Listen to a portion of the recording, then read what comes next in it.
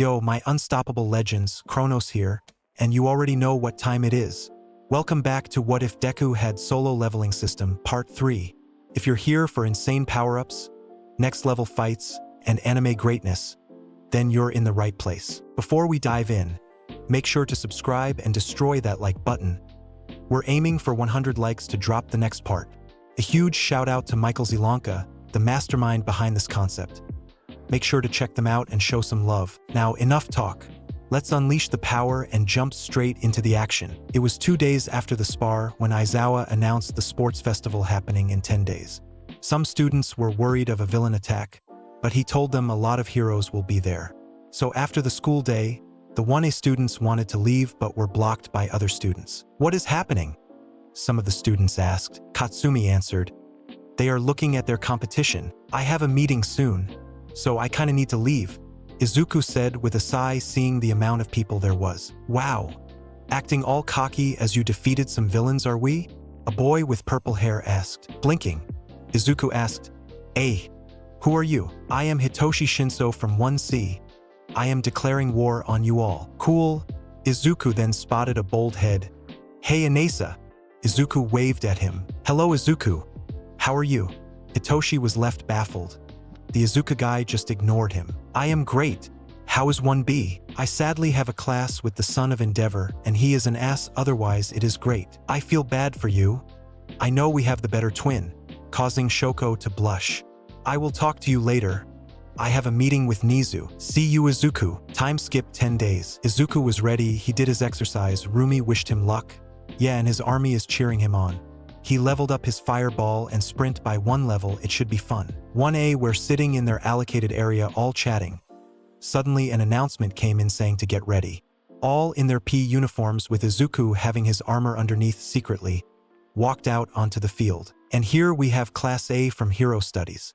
The one leading them is the class representative and recommended student Izuku Midoriya. President Mike shouted. The crowd cheered for the class. Izuku waved at them but was looking for one hero in particular, which caused him to miss all of the other announcements. Midnight then came on stage with President Mike introducing her. And now the players pledge by Katsumi Bakugo. President Mike added, Katsumi took the number 1 spot in the hero course exam. Katsumi then said, I will win even if I must fight against God. She then sent a secret glare at Izuku and walked down. People were a little confused but cheered for her anyways with some students booing. Alarm! Quest. Take the number 1 spot, take the first place in all 3 games, and become the ultimate winner in the sports festival. Reward 1. Additional points plus 20. Reward 2. Heroes boots. A rank. Reward 3. Level up a skill of your choice. This is too good to be true. What is the catch? Izuku thought. The first game is the obstacle course. The only rules are that you cannot exit the boundaries, and you cannot hurt other players intentionally.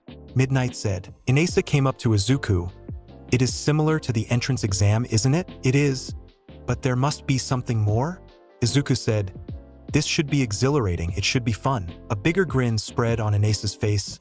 I want a rematch in the finals, so you better not lose. Yeah, and you too. Good luck though. He then fists bumped Inesa. President Mike shouted, Get ready, 3, 2, 1, go! With that, the students ran. Izuku used the sprint with the cameras barely being to keep up. He missed how Shoto completely froze the whole entrance that Katsumi blown up. Shoko, the twin of Shoto, used her full body to produce ice to overcome her twin, who only used one side. Aizawa, what should we look at first? President Mike asked. I don't even know how I got here. The first obstacle is the tunnel.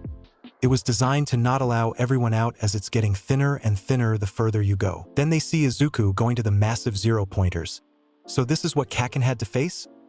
With a smirk, he jumped up, not losing his momentum, and punched the head off. He used the Dominator's touch to pull himself towards the object, speeding himself up. And look at that. Izuku just cleared the first obstacle in a matter of seconds, whilst the others are 300 meters behind him. President Mike announced. Which was true. It took an extra 15 seconds for some more students to get there, with Shoko freezing one robot and Shoto making another unstable while trying to catch up to his sister. Katsumi was using her quirk to propel herself, with Inesa doing the same. Heian used one of her swords to slash one 0-pointer in half. Look at that, Heian just slashed a 0-point robot in half. What are you feeding your kids? Nothing. Heian usually trains with Izuku, so that caused her growth to accelerate. So you are a bad teacher. Present Mike stated factually. What? When did I a dash? Wait, what? Izuku just leapt through the second obstacle like it was nothing. What a madman. Izuku was running towards the third so-called challenge. He could sense that a lot didn't pass the first obstacle yet, and with around 8 students just about to come across the second obstacle. Skill. Sprint, he whispered, and with that his speed increased by 50% and completely ignored the minefield. He then runs straight to the finish line, finishing first. Look at this, ladies and gentlemen, the winner of the first round. He completely disregarded the final obstacle, the minefield. It was like he teleported. He has some skills in his repertoire that allows him to do different actions. That kid still didn't show anything yet. Aizawa informed. It took another 2 minutes until people actually were coming in. In second place, Shoko Todoroki, and in third place, Katsumi Bakugo. Wow, what a tight finish. In fourth, what a surprise. Surpassing Shoto Todoroki in the last few seconds was Heian Cha, with Shoto Todoroki earning the 5th place. Well done, girls. The extra training worked wonders. He smiled at them. The girls shivered, remembering the punish training. TSH, I need to catch up to you, don't I? Katsumi countered, although a small glare was sent towards Shoko for beating her. Izuku just patted her hair. You were close, so don't worry, Kaken. With a tint of red on her face, she turned around but allowed Izuku to pat her. Izuku thought he heard a snap in the stadium somewhere. With Rumi, the moment she saw him patting a girl on her head, for some reason the arm on the chair broke, making some heroes back away. After some time, and we have it, everyone. 42 contenders passing to the next round. Midnight hit the roller. The next challenge is... She rolled the machine and it came out as Cavalry Battle. A picture of 4 heroes with 3 on the bottom and 1 atop them was shown. In this game you have to make a team of 2 to 4 players. But there is a catch. The position of the first round counts. She took a breath and in excitement she announced. The 42nd place has 5 points and it goes up by 5. So the 41st place gets 10 points and so on. So I should get 210 points? Izuku asked. With a wink she said, except the first place. You receive 10 million points. So the team with the number 1 winner will have a bigger target on their back.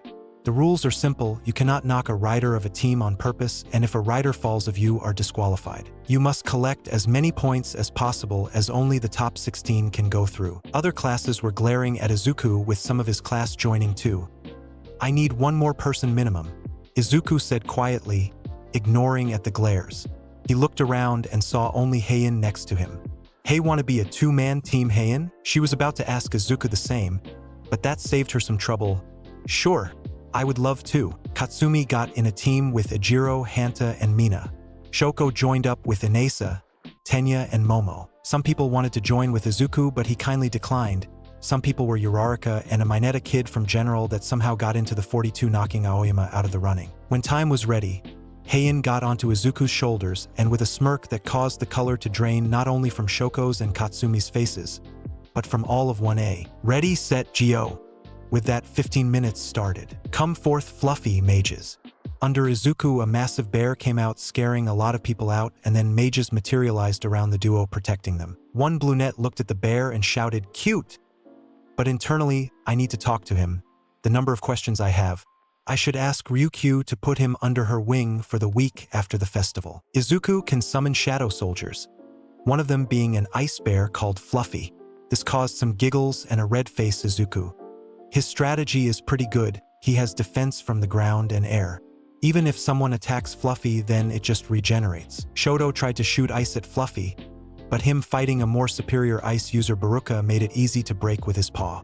Katsumi tried using her explosions to get up to Heian 1,195 points, but the mages blocked her with their spells of fire, not allowing Bakugo through. Wow, that defense is solid.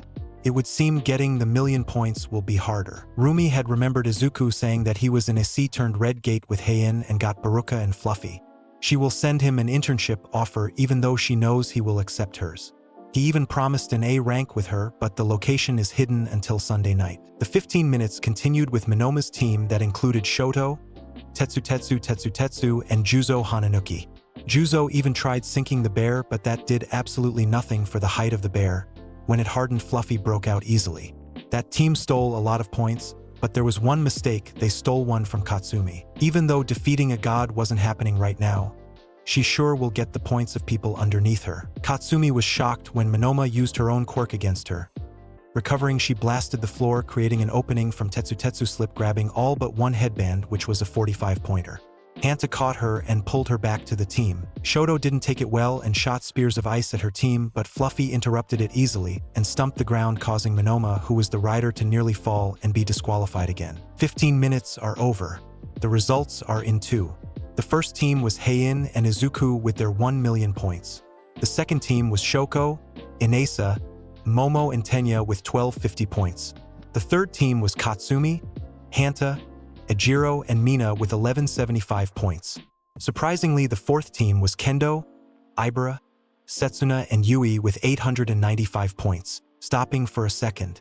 As there are 14 participants so far, the next team was Hitoshi, Ojiro, Nirenjiki and Fumikage with 710 points. Can you 4 decide the 2 who will be participating in the next round? The 4 talked. Ojiro and Nirenjiki didn't feel it to be fair as they were brainwashed, so it was Hitoshi and Fumikage fighting. The last 2 finalists are here, Hitoshi from 1C and Fumikage from 1A. Let us have lunch first, and in 1 hour we will come back. There were multiple reactions with that announcement. A lot of people were shocked with the last team. Some participants were cussing, such as Shoto. Some began to cry, thinking that they disappointed their parents. It was one of Ochako's moments. I need to get stronger and not rely on strong classmates such as Izuku, even if I could have an instant win with him. I need to meet up with someone quickly, so I will see you all later, Izuku said as he jogged off to find Rumi. The girls were left there standing. Tisage, he will probably look for Maruko. Shoko asked, what is his relationship with her? Honestly, I don't know.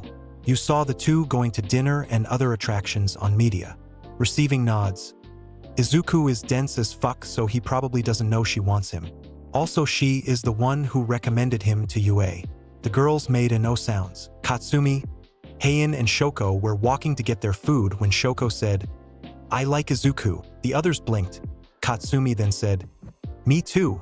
He is my childhood crush. Heian replied, he is the only one that smells nice, but I too like him. Katsumi then asked, what do? We fight for his heart? Remember, there is still Maruko. Shoko then suggested an idea. The one who gets the furthest can decide what we will do? We don't know our matches. Heck, one of us could fight Izuku from the start. Katsumi confessed, let's win all of our battles first. Then the one who pushes Izuku the furthest can decide. Heian suggested, that is fair. / agreed. The latter 2 said, with Izuku. Izuku was using his senses to find Rumi. After 5 minutes and using stealth to go around Endeavor, who was not happy as his son wasn't going to the finals. He found Rumi. He dashed. Before he was finished, he was glamped by a rabbit. Using the momentum, he twirled her around. It is good to see you, Bun Bun. You too, Izuku. It was boring not seeing you. Ha ha ha. When did you arrive to Tokyo? Izuku asked. Just this morning. I nearly missed it as a villain wanted to cause some mayhem, but it was dealt with. Chuckling, only you, Bun Bun. They went to get food and continued chatting like before Yue, completely ignoring everyone else. After the hour, she said, after the festival I will meet you in the dorms. Okay? Smiling softly, sure Bun Bun. Enjoy the matches. Kick-ass Izuku. With a final hug, they separated, already missing each other's warmth. Field. Midnight just announced that there will be recreational games for the 30 minutes. Denki tried tricking the girls into wearing cheerleading costumes but was nearly stabbed.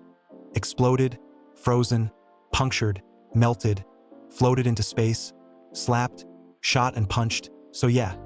He didn't continue. After the 30 minutes, Midnight told who is fighting who. The list goes like this: Yui versus Hitoshi Shoko versus Kendo Momo versus Mina Tenya versus Fumikage Heian versus Ibara Setsuna versus Inesi Izuku versus Hanta Katsumi versus Ejiro. The rest of the participants went to their seats whilst Yui and Hitoshi stayed. The purple net didn't hear a word from the woman at all. That unnerved Hitoshi.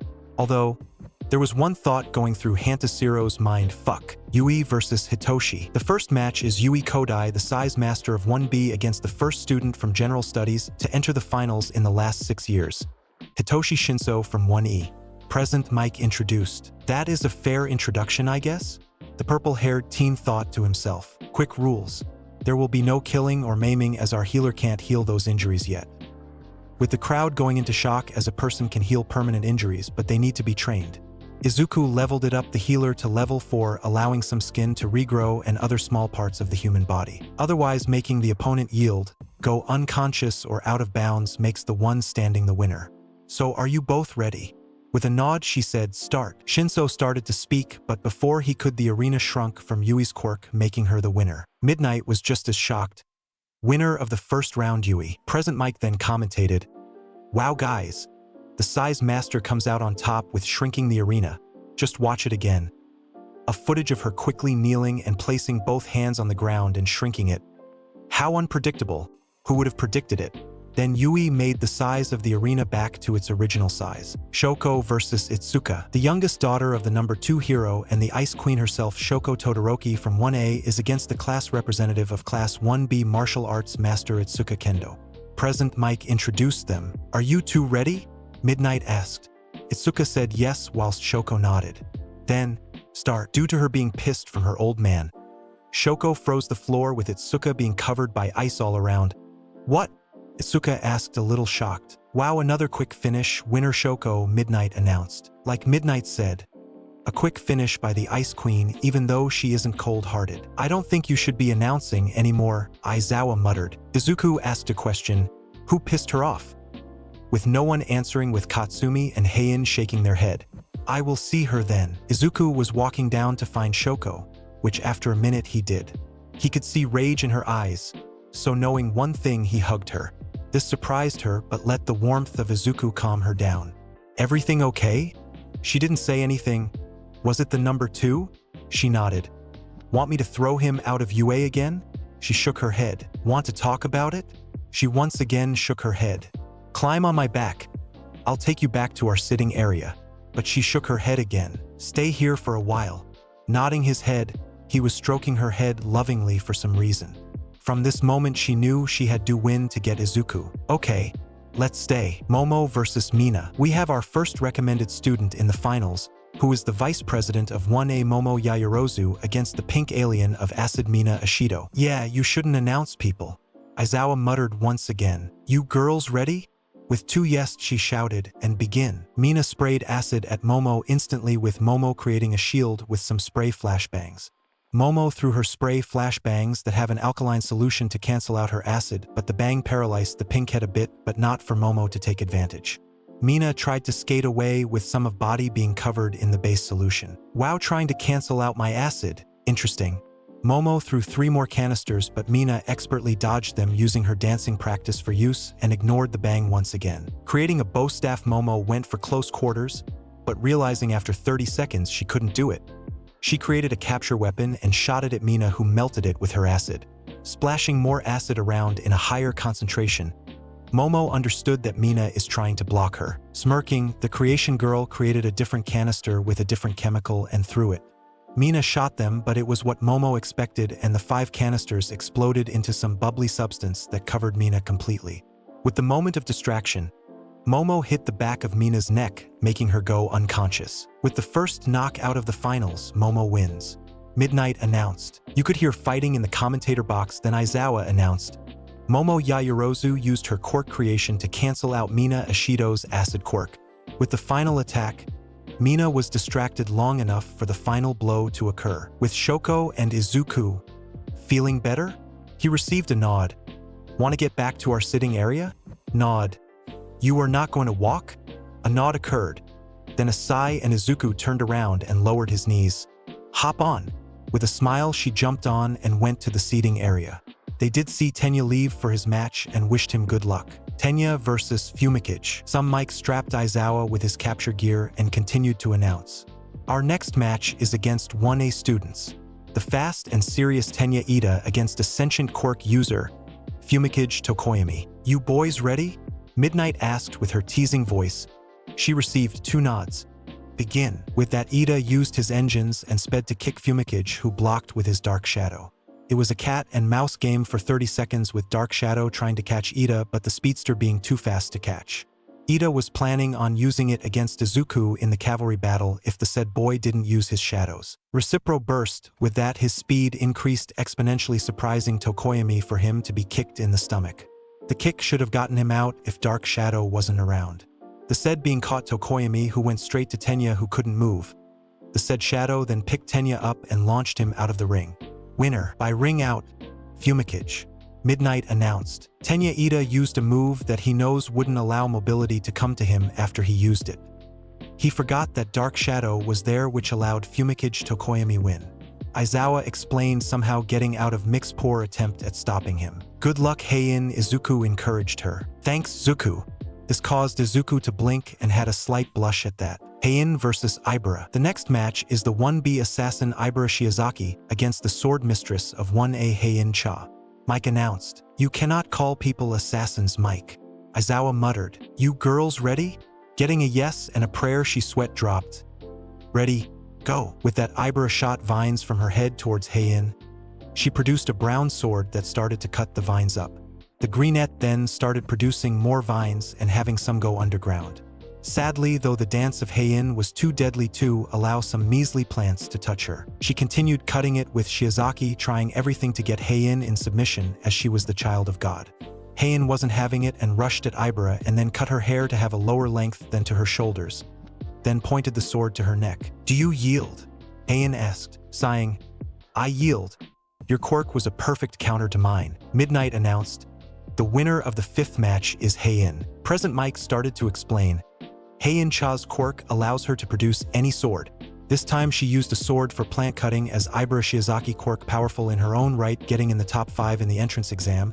It has a weakness though to sharp objects. Wow, that is a reasonable explanation from you, Aizawa stated. Heian was congratulates and received a hug from Izuku, so this was a plus in her books. Setsuna versus Inasa, both students from 1B and are both recommended students. The wind god Inasa Yurashi against the reptilian woman Setsuna Tokage. Present Mike announced whilst being at knife point by Aizawa. You two ready? Receiving an enthusiastic yes and a nod, she began the match. Inasa didn't have his gauntlet to help his control over the wind, but also the precision of it. He knew that Setsuna was a powerful opponent, but he needs to get at least one of her body parts out on the floor, otherwise this will be a tricky match. Setsuna knew this too. That is why she is waiting for a moment of distraction to start her attack. Inasa started with a massive wind trying to blow her out, but with the body manipulation Setsuna had, that was a hard job. Trying to get her in the air was also ineffective due to her splitting her body in a couple of parts, making them all levitate. One of her hands started to distract Inasa whilst one of her legs wanted to kick the wind user. With another gust of wind, Setsuna was nearly thrown out of the ring, but Inasa didn't give up yet. It started to create a tornado that had sucked Setsuna in, and it started to move out of the area designated for the fighting, but what he didn't realize, the other hand of Setsuna came behind him and knocked him out with the same time as she touched the ground outside the field. Wow, this is our first draw of the final matches. After the last battle this round, we will have the two do a tiebreaker, Midnight announced. Mike then commented, it is a rare sight seeing a student knocked out whilst the other one went out of bounds. The control needed to do both attacks was phenomenal. Still sweating due to the knife at his throat. I am off then, Izuku said. Good luck, Izuku. Izuku, nerd. The girls stated, with some others in the class cheering too. Thanks, he said with a smile that can melt hearts. Izuku versus Hanta. Now we have our final recommended student. A one-man army. The Lord of the Shadows and class representative to 1A Izuku Midoriya against Hanta Zero, your friendly Spanish Spider-Man. Then you could hear screams from the commentator box. Both Hanta and Izuku gave deadpan looks. Izuku just thought, I am a monarch, not a lord. He sobbed inside with his shadows, wanting to strangle that man for dishonoring their liege. You boys ready? Midnight asked with a wink to Izuku, who ignored it. Receiving two nods. Begin. Zero used his elbows to shoot out tapes to capture Izuku, who jumped upwards, and on the way down closer to Hanta he done a heel kick to try and scare Hanta away. The crater that appeared on the floor did scare the Spider-Man 2.0, with then Izuku rushing and throwing Hanta out, but was stopped as Hanta got a handle of his position in midair and shot tape to get back in. Using Fireball, Izuku shot out 10 fireballs aimed at Zero, who dodged 9 but 1, which got him out of the arena. With a ring out, the winner is Izuku. She once again winked at Izuku, who ignored as he was going to Hanta. Using Healer, He healed the burn marks on the stomach of the tape user and offered him his hand, with some people guessing that the healer was Izuku, from what was mentioned prior. Oh, the sportsmanship. This gets me all wet and giggly, blinking. How do I make you wet? I don't have any water. With a tilt to his head, Shiro began to laugh his ass off, with him taking Izuku off the field to not have Midnight be embarrassed furthermore, as Izuku had clueless episodes. Izuku Midoriya is one of the strongest in the first year, getting the first in the recommendation exam. He has an army of shadows but also multiple skills, as you all saw. Shiro had a good strategy to start fast and end it fast, as Izuku dominates fights the longer they go. Aizawa explained, with some heroes wanting to know the skill repertoire of Izuku. Izuku with Hanta were leaving when the Greenette told his classmate that he needed to go to the toilet. After doing his business in the toilet, he didn't pay attention to his senses, as what do you know he saw Endeavor. Izuku tried to ignore him and walk past him. Boy, this got the attention of the said boy. Yes, what is your quirk? Izuku smirked. Why should I tell you? Scowling but not giving up. I am the number 2 hero, blinking, and I think Maruko told you that I won't be telling anyone my quirk. Now he had a smirk on his face. Oh, won't now? This got Izuku confused. Yeah. It's a need-to-know basis that only a handful of people know. Why do you want to know? The fireball. It is a juxtaposition of your other so-called skills. Okay. And you have a strong quirk, especially with those shadow soldiers of yours. I have an offer. With that, Endeavor gave Izuku the option that he could not refuse. Izuku came to the seating area as they needed some time to fix the arena. Well done, but doing that drop kick?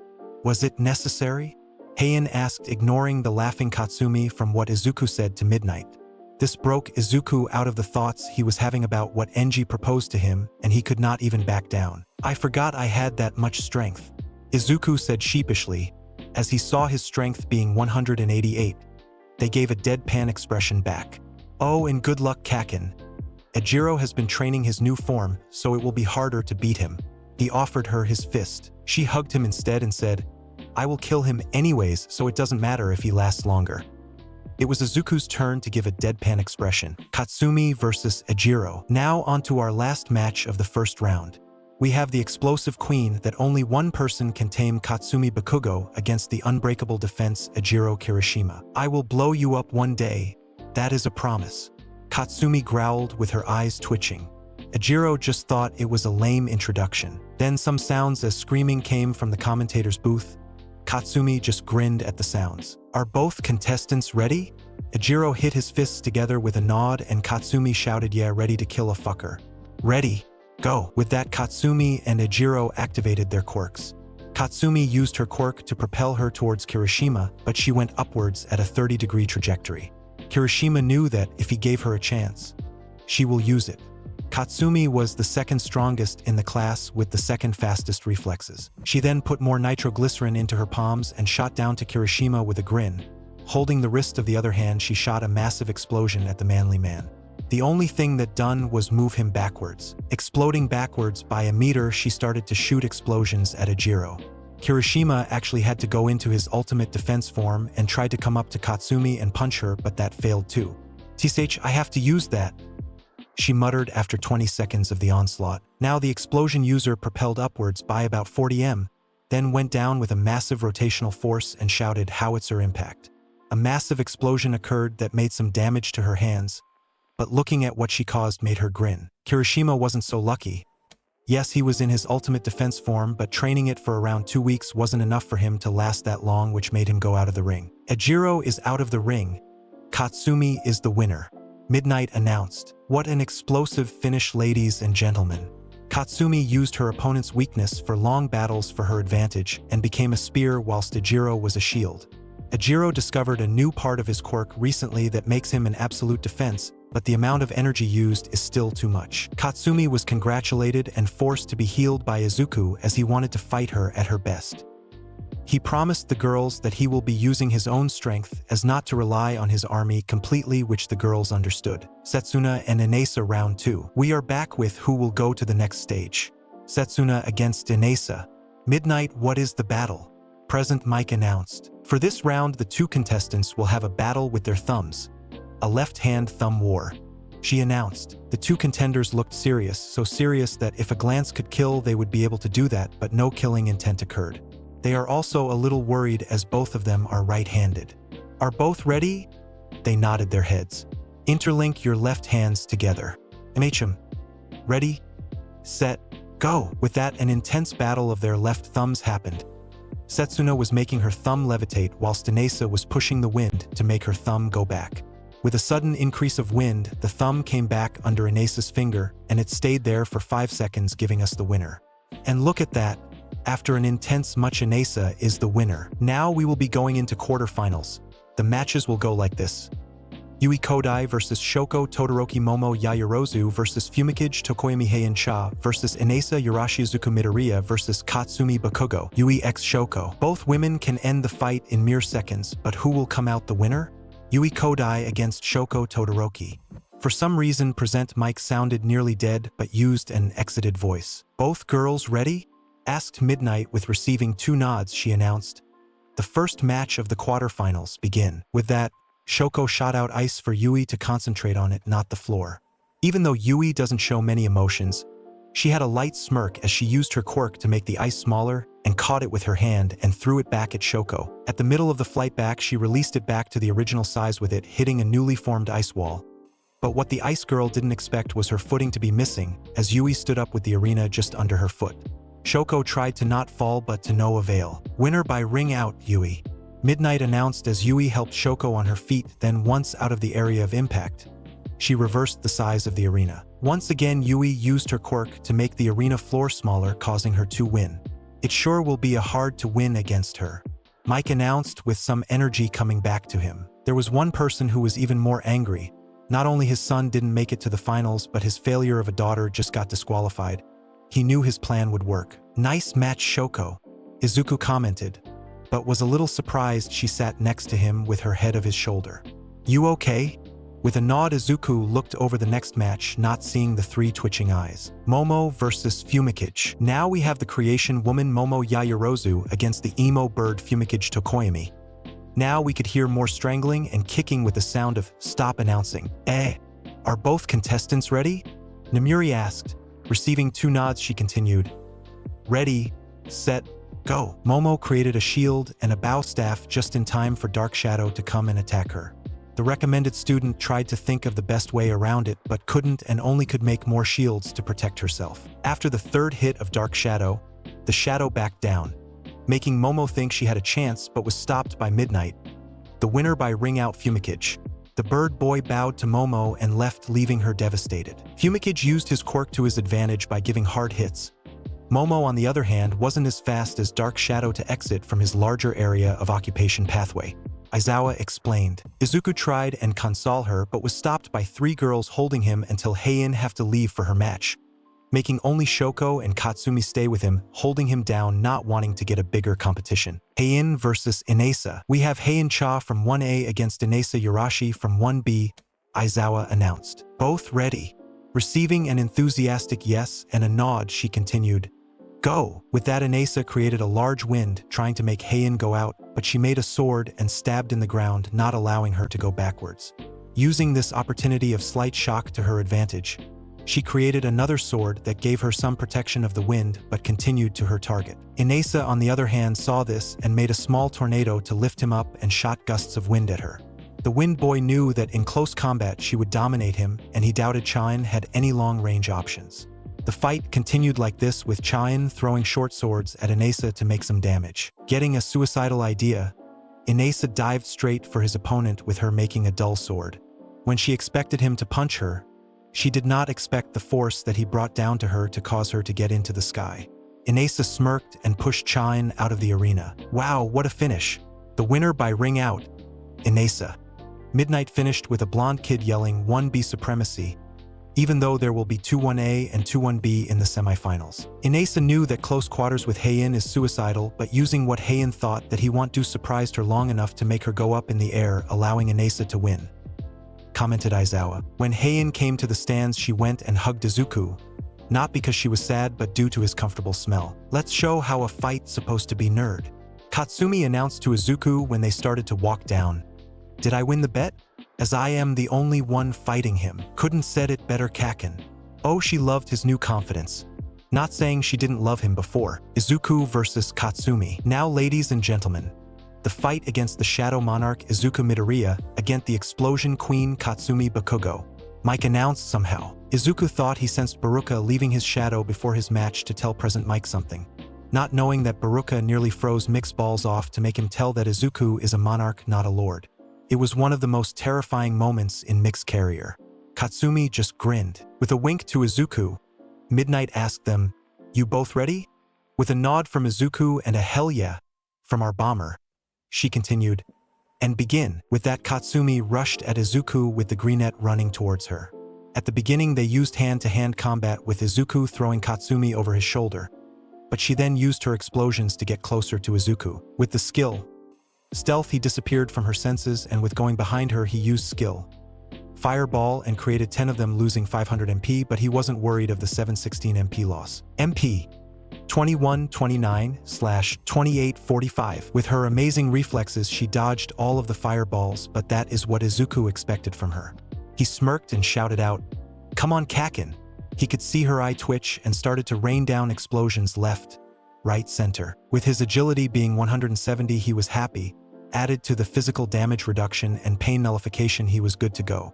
The monarch knew that he couldn't use some of his skills due to them being an instant kill for one who can rival a LV-15 elite from his army. He smirked, which Katsumi noticed, and with the skill Sprint and skill Dominator's touch, he caught her a little by surprise with him even struggling to use his telekinetic power on her. "I am sorry, Kaken, but I win," she growled, but Izuku used his Dominator's touch to get her out of the arena. What an explosive fight. The winner by ring out Izuku, Midnight announced. Walking to her, he smiled and gave his hand out as she was sitting on her butt. "Well done, Katsumi." Giving him her hand a little scared as she had sweat on it, he pulled her up. "Well done, nerd." She congratulated him. They walked to the exit, and with Izuku taking her shaking hand into his to comfort her, not seeing her blush. This fight surprisingly wasn't as damaging as we thought it will be. Izuku used his stealth skill to hide from Katsumi, which was beginning of her loss. The stealth aspect doesn't allow sound, smell, or even the image of Izuku be sensed. With that in mind, Izuku used some of his other skills to make Katsumi, who had amazing reflexes, leave the ring. Aizawa commented. When they got back to the stands, both were congratulated for the win, and Izuku got hugged twice more. Now they have to wait 10 minutes for the next round to begin. Yui versus Fumikage. The first round of the semi-finals is going to begin now. We have the size master herself, Yui Kodai, against the Shadow Prince Fumikage Tokoyami. "I am a prince now, better than Emo Bird, I suppose," Fumikage thought as he looked at the emotionless look of Yui. "Both participants ready?"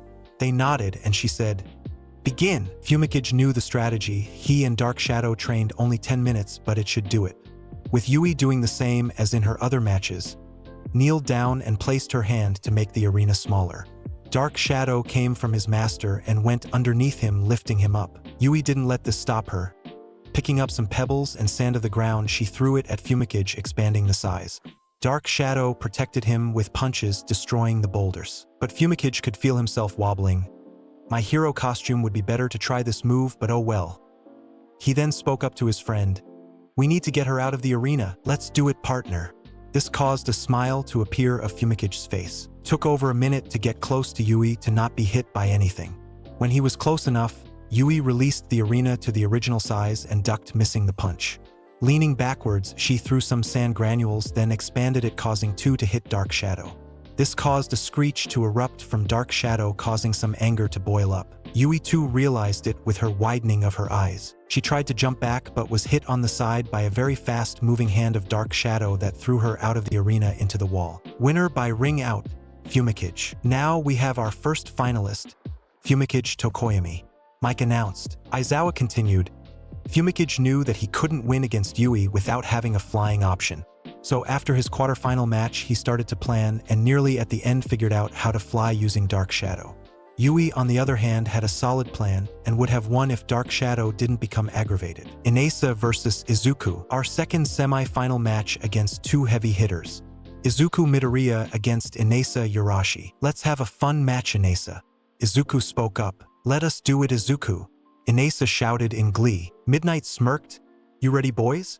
With a nod from the both of them, she said, begin. With that, the two started with Inasa using his quirk and Izuku using the skill.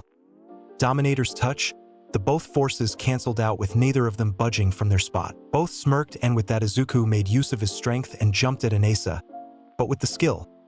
Dominator's touch, he flew to Inasa and delivered a punch in his face, causing the taller teen to fly to the ground. Ha ha ha. Wow, Izuku. Let us bump it up, heh. Sure, dude.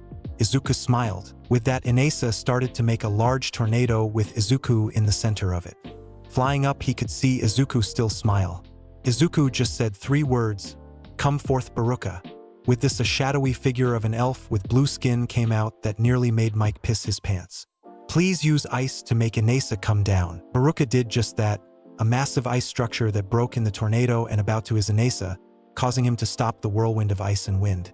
This was the perfect time for Baruka to show how powerful he is compared to his brethren. He created a bigger ice structure that captured Inasa. He bowed at Izuku.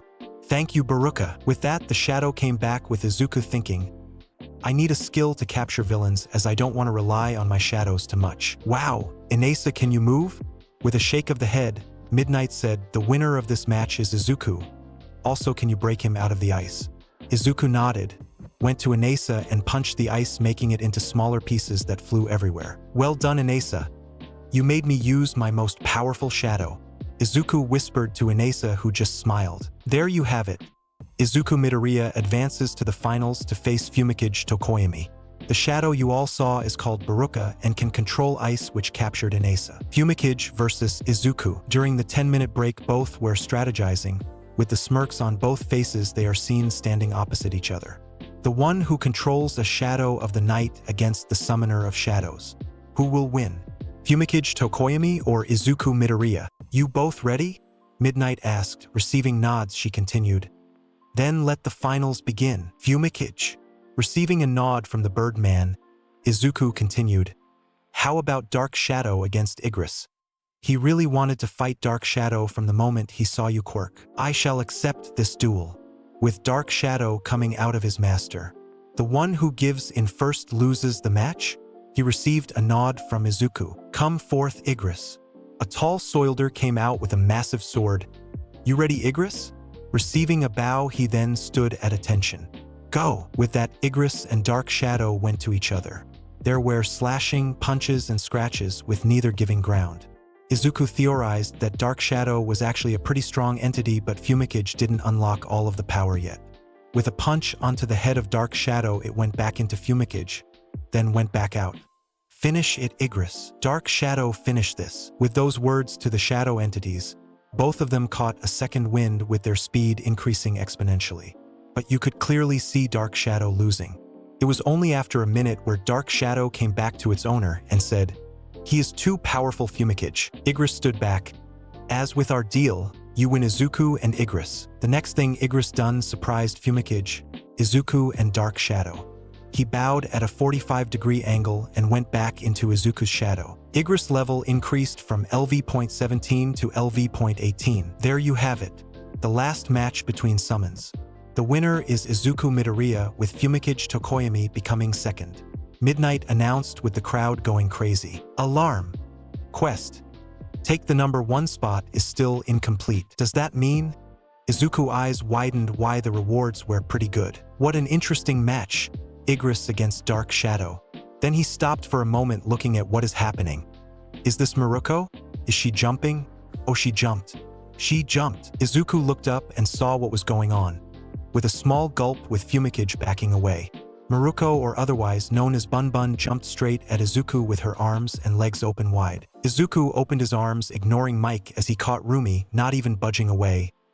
Well done, Izuku, for winning, she said whilst being swung around. Thanks, Rumi. Why did you jump though? Izuku asked in confusion. Why not? I knew you would catch me. She laughed. What is this? The number 2 hero Endeavor is coming down to the arena too. Mike shouted, making everyone pay attention to him. Izuku let Rumi go and looked at Endeavor. So you actually want to do that? Rumi then looked at Izuku. Do what? Flashback. You have a strong quirk, especially with those shadow soldiers of yours. I have an offer. You and me will fight. Wait, what? Why? He smirked cockily. It is easy. When I win, you will tell me your quirk and be married of to Shoko. What will happen if I win? Scoffing, then muttered under his breath, yeah, you want. But to amuse his future opponent, what do you want? When I win. This made a smirk to appear, seeing Endeavor scowl. You will have to release Shoko's mother from the psych ward. Eyes widened, then he laughed. Very well, Izuku Midoriya. End of flashback. I will be fighting the winner of the sports festival Maruko, Endeavor said with a smirk. Everyone blinked dumbly, and this awoke Aizawa from his nap. The twins of that man had their eyes widened at the revelation. I made a bet with him, and now we will see who will be the winner. The number 2 continued. If the proctors allow it, then fine. Rules. Smirking. No, everything goes bar killing blows, cracking his knuckles. Then he looked over at Midnight. Can we do it, Midnight Sensei? She had a small talk with her earpiece, then spoke out. We have confirmation from Nizu that this battle is going to be allowed. Hear this, ladies and gentlemen. Endeavor, the number 2 hero, will be fighting the winner of the sports festival. For what? We don't know, but this should be a very interesting battle. Mike shouted to the excitement of all. Rumi then hugged Izuku a last time and with him good luck, then jumped off. Izuku versus Endeavor. Midnight continued. This fight will be the same as the other battles, except the winner is decided when the opponent goes unconscious or surrenders. With the two both nodding, so she shouted, begin! With that, Endeavor started to heat himself up and shot towards Izuku, with Izuku doing the same and not pulling any punches now. The two clashed in the middle with a massive shockwave of heat. You are pretty good to survive the heat this close, point too. I have been in worse. With that said, Izuku pivoted on his left foot and raised his right foot to kick the side of Endeavor, but he blocked it with his forearm. Using the skill Fireball, he produced 3 large fireballs and 2 smaller ones but faster one and shot it towards Endeavor. That man smirked and used his own flames to block the fireballs. But he didn't realize that Izuku summoned his spear and threw it at him. He didn't use the skill of spear throw due to him not wanting to kill that man. From the career of the number 2 hero, he could feel danger. So moving to the right side, he barely missed a spear that was thrown by Izuku. You are wasting your weapon. You never leered, number 2. With the use of skill Dominator's touch, he made the spear go back and hit the Todoroki at the back of his head with the blunt end of the spear. The man grunted in pain. That won't even take me out, brat. Oh, I know. Izuku whispered next to the ear of the number 2 as he used his skill Stealth and punched the man who hit the arena wall. Come on. That punch wouldn't take you out that easily, wouldn't it? Some blood came out of the man's head. Oh, I am getting fired up. With that, Endeavor used flames to increase his speed and then used Vanishing Fist, which was one of his strongest techniques in his arsenal. Izuku could see the attack coming. Come forth, Beast. With that, the Ushinomu came out and blocked the attack. Thanks, Beast.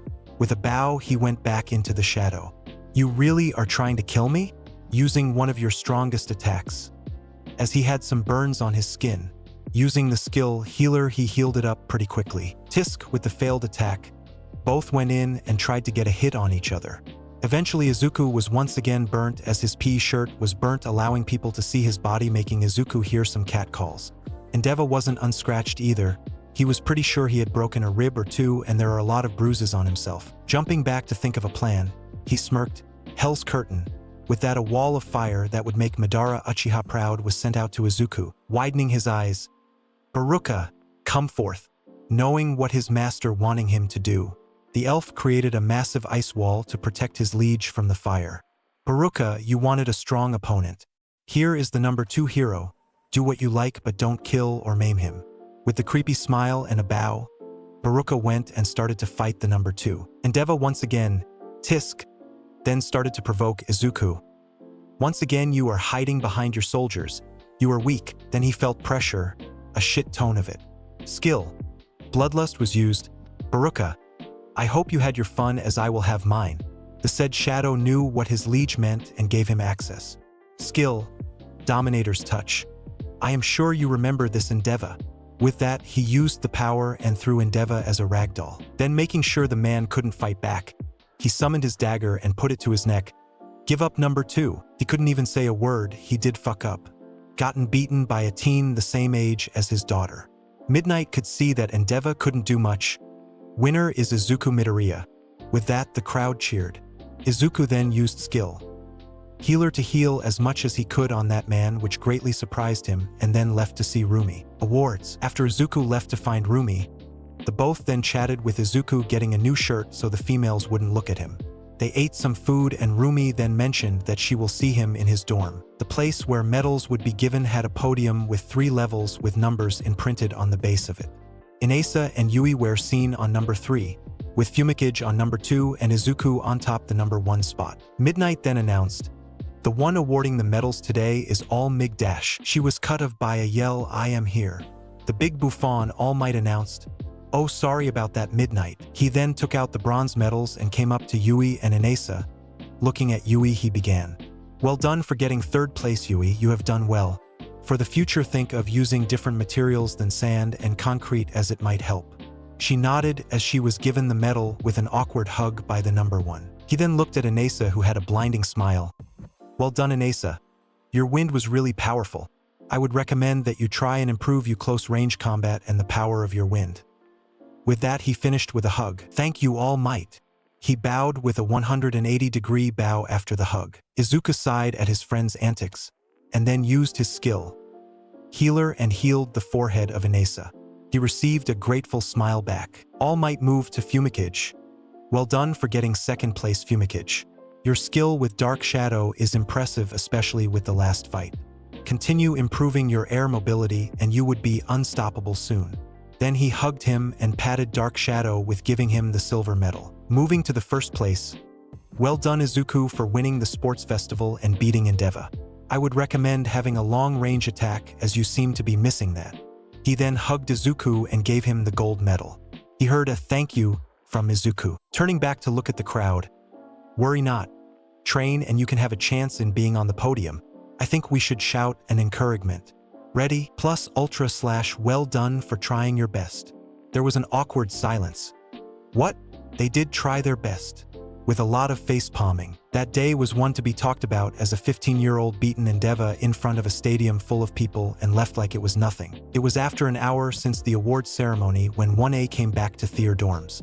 Aizawa announced that they have until Saturday off to cool down and visit their family or do whatever they want. Most of the student would be leaving that day, some the next with them saying their goodbyes as they all are going home to meet their family. Izuku went to his dorm room just to see Rumi lying on his bed spread out. "Enjoying yourself, Bun Bun?" "Sure am. This bed is one of the comfiest shit I ever laid on." "Glad you like it. You free tomorrow?" She raised an eyebrow. "I am free until Saturday. I have a key for the Heaven Tower.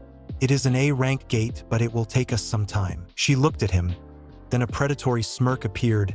"Bring it on." After the two ate some dinner, Izuku continue their talk about Endeavor and what Izuku got from beating the number 1 hero. Quest. Take the number 1 spot. Complete. Take the 1st place in all 3, 4 games and become the ultimate winner in the sports festival. You receive the following rewards. Reward 1. Additional points plus 20. Reward 2. Heroes Boots, a rank. Reward 3. Level up a skill of your choice. Will you accept? Accept/reject. Of course, Izuku accepted them all. He added 10 points to intelligence, 5 to agility and 5 to sense. Even though he is adding a lot to his intelligence, he needed more mana for harder gates to be actually completed. You have received Heroes Boots, A rank, item, Heroes Boots, item class, A type, armor attack, plus 15 defense, plus 8% boots for a hero, a quest-only reward. It increases your speed and kicking power. Grants special effects. Can be equipped, stored, or sold. It grants the following for the wearer: increased speed by 15%. Decreases fall damage by 50%. Izuku then discussed what he should upgrade. He then decided with Rumi to upgrade one of his shadow abilities. As Izuku is planning on going with Rumi to the Heaven's Castle, Izuku wants to increase his stored shadows. So this is what he did. You leveled skill. Save shadow from LV.1 to LV.2. Saved shadows maximum 110, increased to 150. Skill. Save shadow LV.2 job specific skill. No mana required. You absorb created shadow soldiers and save them. Saved soldiers can be summoned and reabsorbed whenever and wherever the animator desires. The storage will increase at a faster rate. Save shadows 93/150. Status name Izuku Midoriya job. Shadow Monarch title The one who overcame adversary, +1, level, 63 fatigue, 0 HP, 15500 MP, 2895 strength, 188 agility, 175 sense, 168 vitality, 170 intelligence, 280 remaining points, 0 physical damage reduction, 12% plus 40%, physical pain nullification, 27%, skills, passive unknown, max, muscularity, LV.1, advanced dagger arts, LV.2, advanced spear arts, LV.2, active sprint, LV.4, bloodlust, LV.2, fireball, LV.3, vital strike, LV.2, stealth, LV.3, dominator's touch, LV.2, spear throw, LV.2, healer, LV.4, job-specific shadow extraction, LV.1, 93/156 save shadow, LV.2, 93/150. Wow, I have 57 free places for more shadows. Izuku commented, I am glad. After a minute of fiddling, can I sleep here? Blinking dumbly, I thought that was your intentions. I was expecting to sleep on the couch. She started at his soul, causing some nervousness to appear, which even the system won't help him. You are sleeping with me on the bed. Another set of blinks appeared. No, I can sleep on the couch. But mentally he was cursing the system for not helping his emotions. What happened next surprised Izuku. She pulled him into the bed and under the covers. Now shut up and sleep. He sighed at that and put his arms around Rumi, causing a smile to appear on her face. Good night, Bun Bun. Night, Zuku.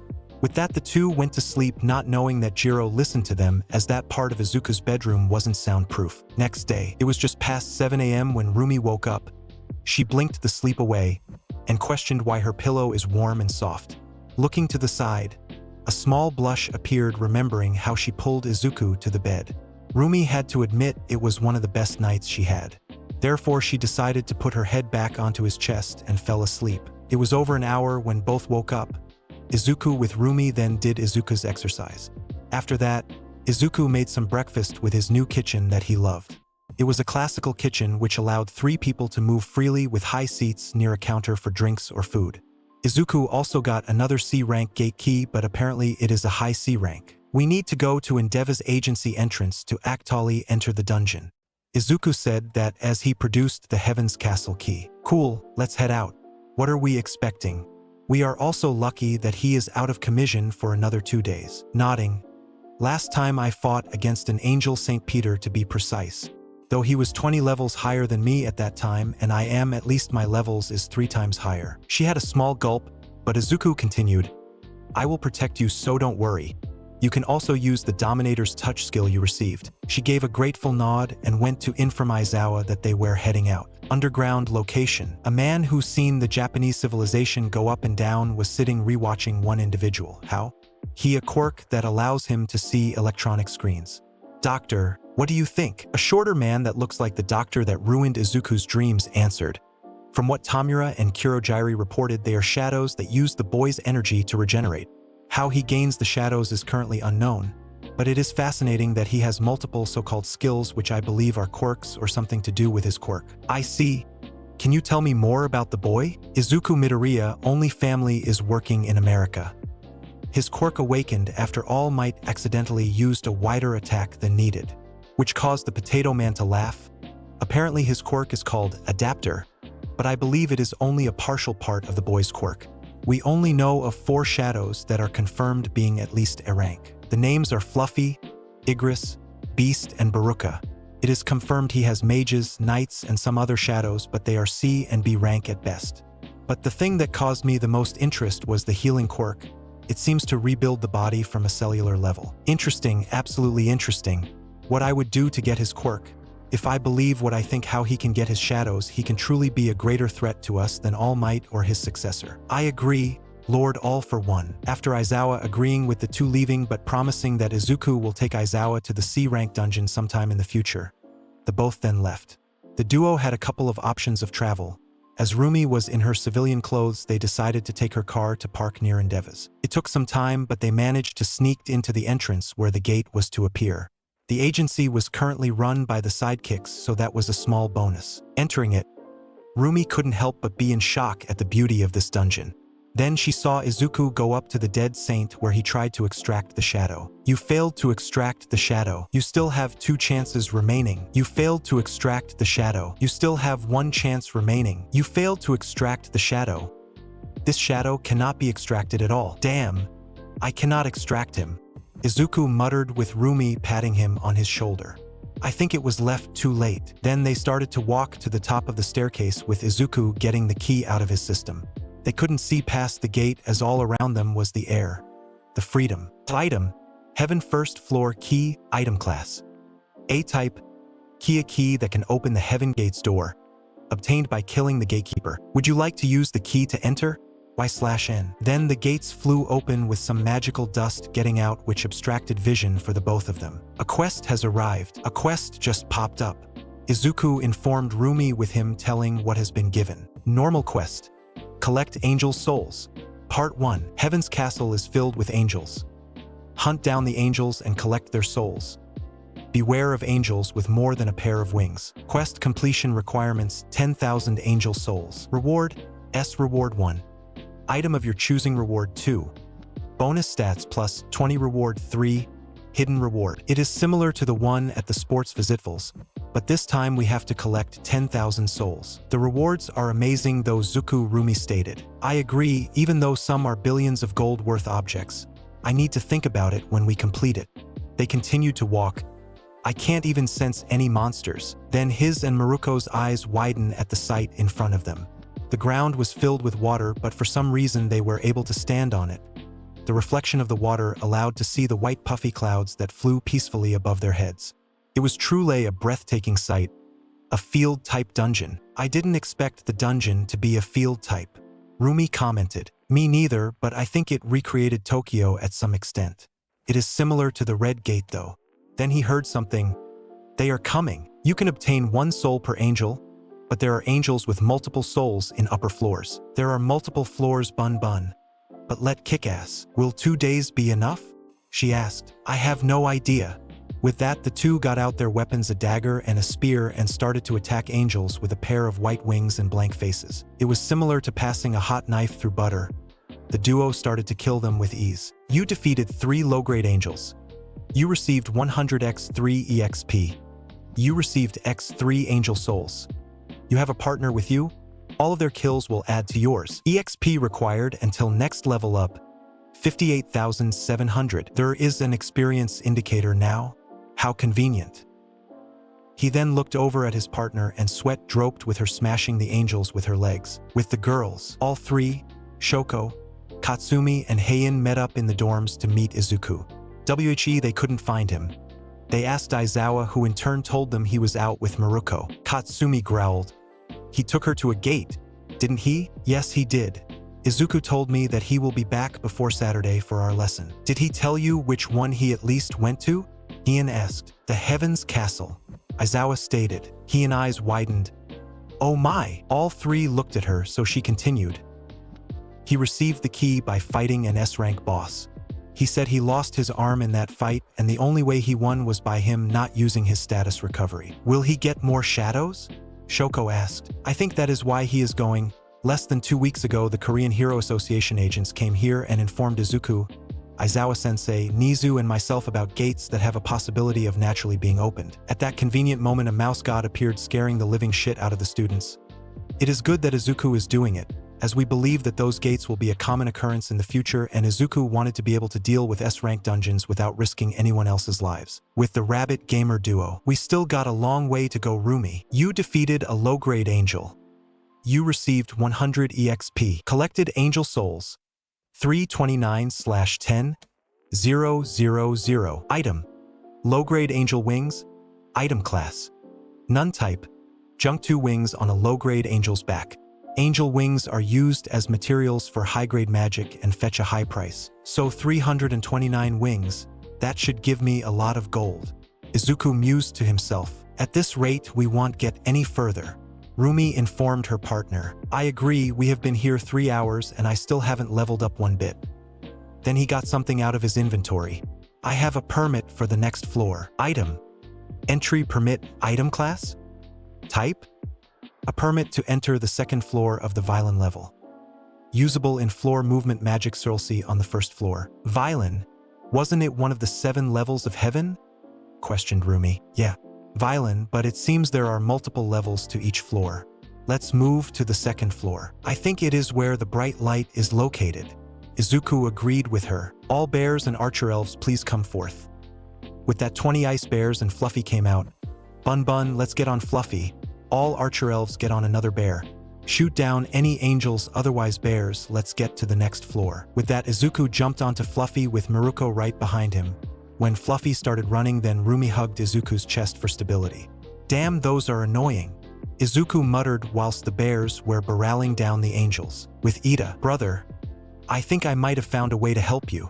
Tenya Ida was currently at the hospital with his brother Tensei, who had a run-in with the hero killer Stain. Chuckling. How? Recovery girl couldn't help. My friend Izuku. A part of his quirk is healing, and he can regenerate broken organs. This shocked TCI. I thought Recovery Girl said he couldn't do it yet, shaking his head. I am sure. He is out currently, but I will ask him when I see him next.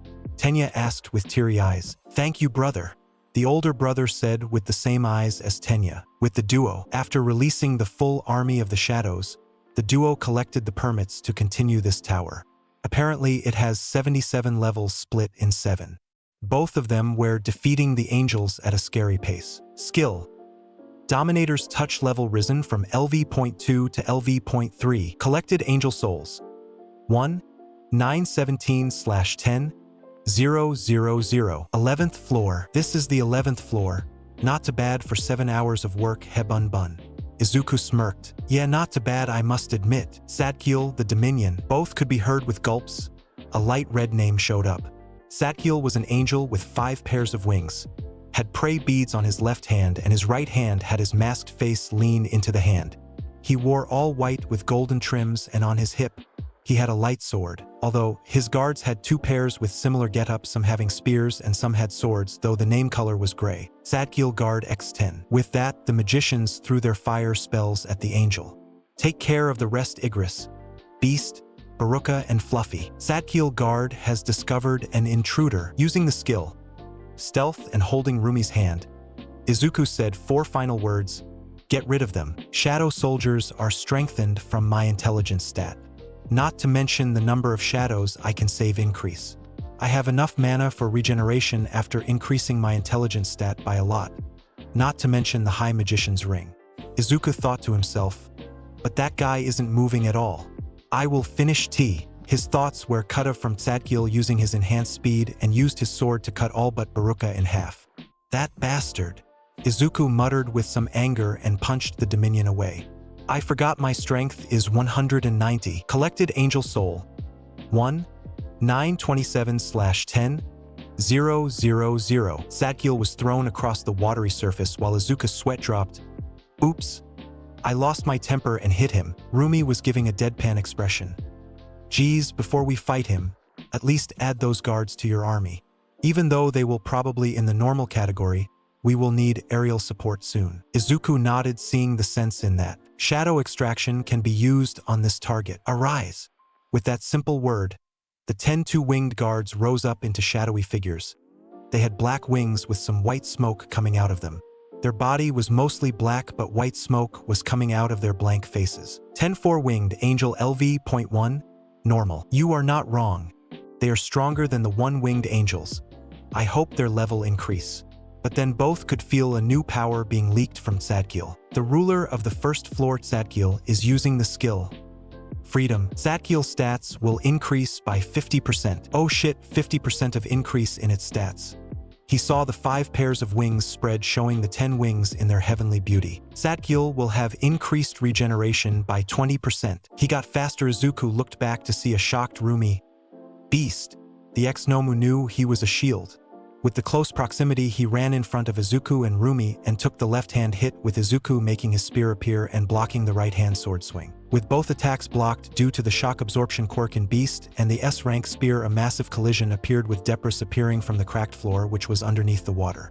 Rumi tried to use an opportunity to attack Baruka U2 with Igris. With them all knowing their jobs, Izuku jumped to Tsadkiel with his spear ready.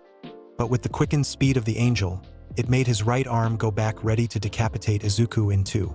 Baruka used his ice powers to slow down the swing, with him using his dagger to try and cut the angel, but it was high in the air. Izuku then used the skill Dominator's Touch to be pushed back from the masked face of the angel, just in time to miss the swing with the sword. In the meantime, Rumi's head was going a million miles per second, thinking of what she could do. Seeing Izuku use the same skill as she has in her disposal, she ran to the back of the angel and jumped with the use of Dominator's Touch. With Night Killer out, she slashed one angelic wing. This caused Tsadkiel to scream in pain and lose some balance. Izuku congratulated her, but with his eyes widening with her following soon, saw the Dominion's wings start to regrow. Igris used this chance and slashed the middle of the torso in the angel. Beast then used his super strength, that is the highest in the army bar, his liege, and punched the side of the angel's face, smashing it to the ground, with Baruka using his skill with his dagger to cut of its head as it has fallen to the ground. You leveled up. You gained X 200 angel souls. Izuku and Rumi could continue to stare wide-eyed at this. Your shadows are brutally efficient. I know, but they are also amazing. They both walked to the defeated angel, with Beast happily bringing the head to Izuku. Izuku and Rumi sweat dropped at this. Can you not do that? It was a funny sight in all honesty, but they both let it go. Shadow extraction can be used on this target. Arise, Izuku said. You failed to extract the shadow. You still have 2 chances remaining. Arise, Tsadkiel, Izuku said with confidence. You have upgraded the shadow. Shadow level will be 8. Shadows higher than rank Knight can be named. I will keep your original name, Tsadkiel. Tsadkiel LV.8. Knight. Dominion 10 Winged Angel. For rewards, Maruko muttered. You obtained item Lord's Earring. You obtained item Orb of Liberation. You obtained Tsadkiel Wings X5. You obtained ingredient item Heaven's Blessed Water. Ingredient item Heaven's Blessed Water. Item class type ingredient Holy Water blessed by God. It removes all impurities in a human and is spread out in the water on the floor.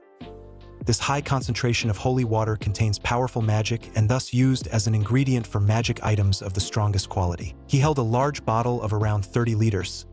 An ingredient for magic items of the highest quality. I can't throw it away without knowing what it can be used for. I'll find a use for it someday. Izuku muttered, but Rumi heard him.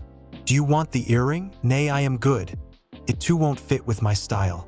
Izuku chuckled and put it on his left ear. Item Lord's Earring. Item class S-type.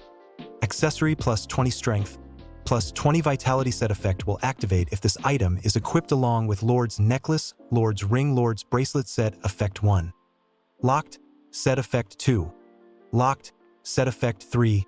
Locked. It has a set effect. Interesting. Izuku mused to himself.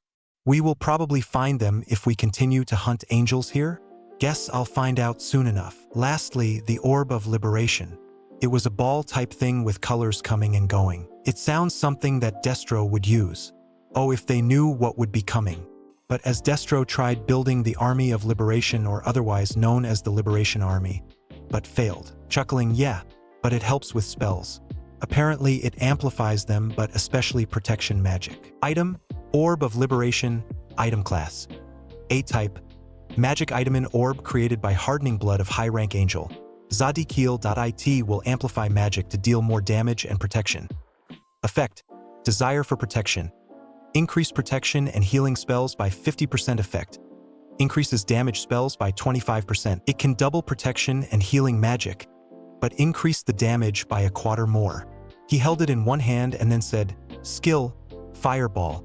With that, a fireball with a higher temperature and size was sent out and caused an explosion on the surface. Both could feel the power increase. I wonder if this will work with my healing skill? It should. Now let's go, we have to get back by Saturday. With a nod, they took the entry pass and went to the next level. It took another 6 hours to make it up to level 22 in the second floor of heaven. Rikie was made out of pearls, buildings, floors, but the sky was filled with stars not obstructed by light pollution. Rumi even thought it was a perfect date spot if they didn't have to deal with more angels. It was mainly two-winged with some weapons, with an occasional four-winged with some weapons. Izuku increased his number of the four-winged by another 15 so he can have more space for other shadows. His level was level 69, with especially gaining 300 EXP from some mid-level angels.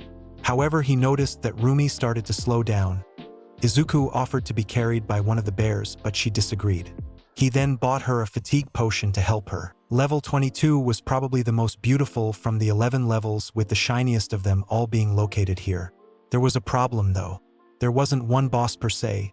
There were 10 six-winged opponents who were apparently border patrol but also known as powers. Took around 10 minutes to deal with them as they were more annoying than magicians.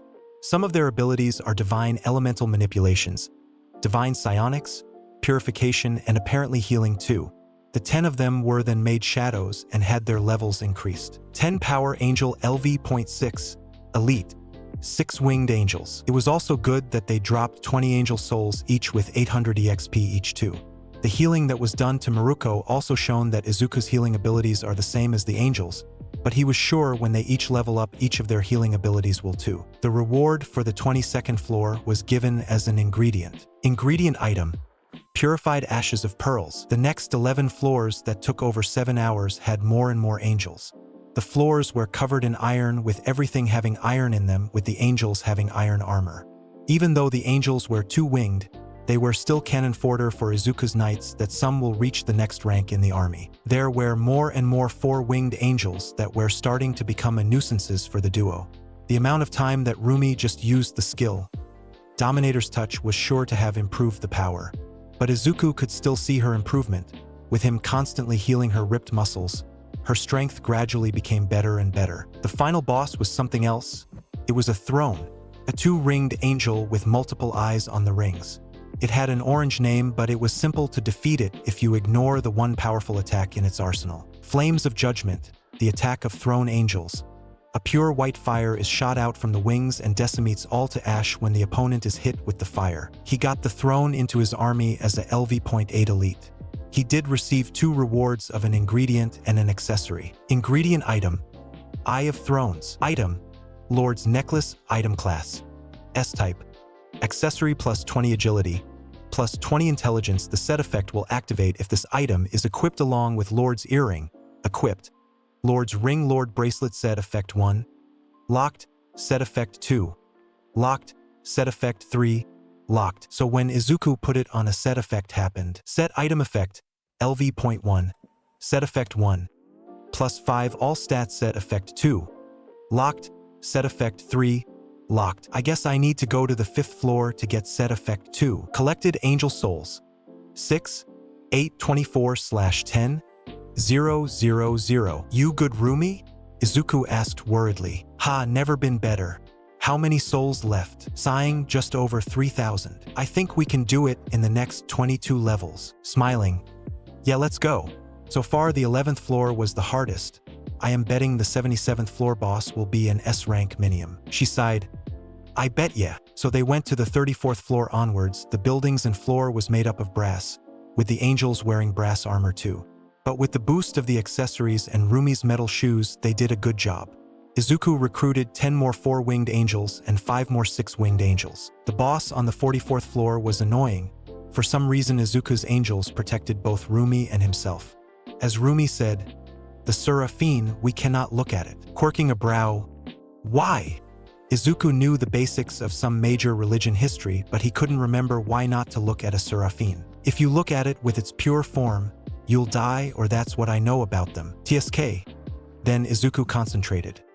We only have one Seraphine named Raphael to worry about, but there are 8 cherubis. They are orange whilst the Seraphine is red. Then for a second, Baruka, Igris, Sadkiel, please deal with the Siphon. Beast, Fluffy, deal with the 8 others. It was a fight that took around 30 minutes. Izuku had to drink a mana potion as the Seraphine didn't want to die from its heightened regeneration powers. Fluffy and Beast joined in the fight with other shadows bar the 4-winged angels that protected Izuku and Rumi. The cherubis were dealt with in the first 5 minutes, so it was good. The Seraphine used fire and light attacks, It even tried to manipulate both Rumi and Izuku with emotions and thoughts, but with Izuku's gamer system, it was repelled. At one point, Izuku had to hug Rumi due to the intrusive thought. The ice attacks from Baruka didn't work since the angel could send fire or ice to destroy it. Igris was cutting it like a madman due to the angel not dying. Satgil used his fire attack, but it was only slightly hotter than the Seraphim's own flames. Beast and Fluffy helped some, but Fluffy was one who had to regenerate the most. Even with its speed, the size still stood out as a sour thumb. After its defeat, they had a celebration, as it was, in all honesty, a mentally painful battle for Rumi. Izuku revived the 8 Cherubises and the Seraphim, which only took the 3rd try to actually be a rise. He kept the name Raphael as it did sound nice. 8 Cherubis LV.3 Elite. Raphael LV.19 Knight. Seraphim. You have received an ingredient item. Feather of the Healer. Another item.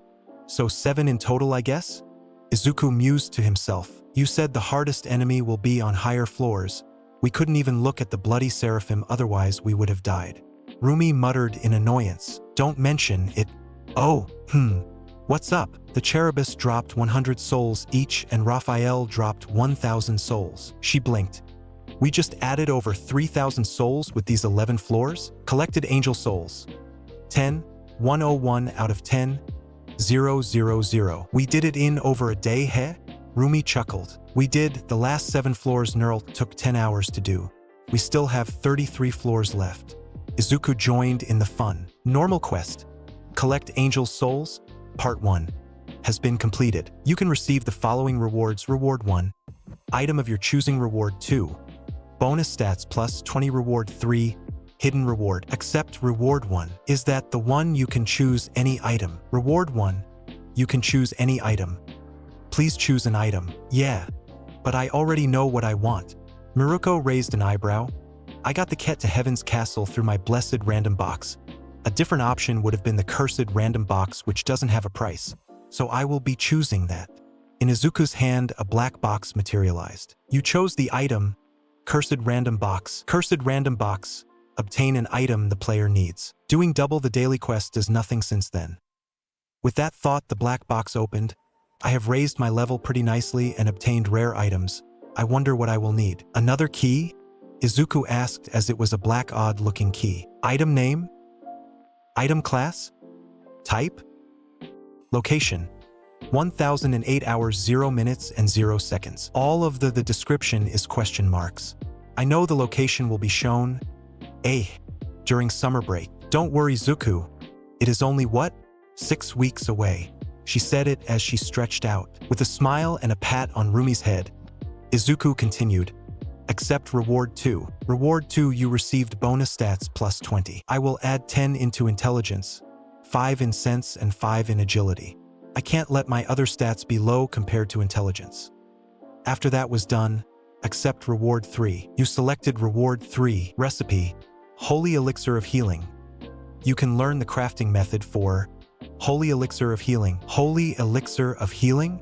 Izuku muttered. What will it do? Rumi asked as she was curious. Holy Elixir of Healing item class. S-type. Consumable, a mysterious potion that can cure and disease and heal everything from a missing limb to a failing heart. The effect will only take place when the entire bottle has been consumed and life energy will be given once again. There are 7 ingredients in need: heaven's blessed water, purified ashes of the earth, eye of thrones, feather of the healer, wood of the tree of life, not owned. Scripture of the Lord, not owned. Michael's essence, not owned. It can heal anything, from a missing limb to any disease. Also, life energy will be given back. Damn.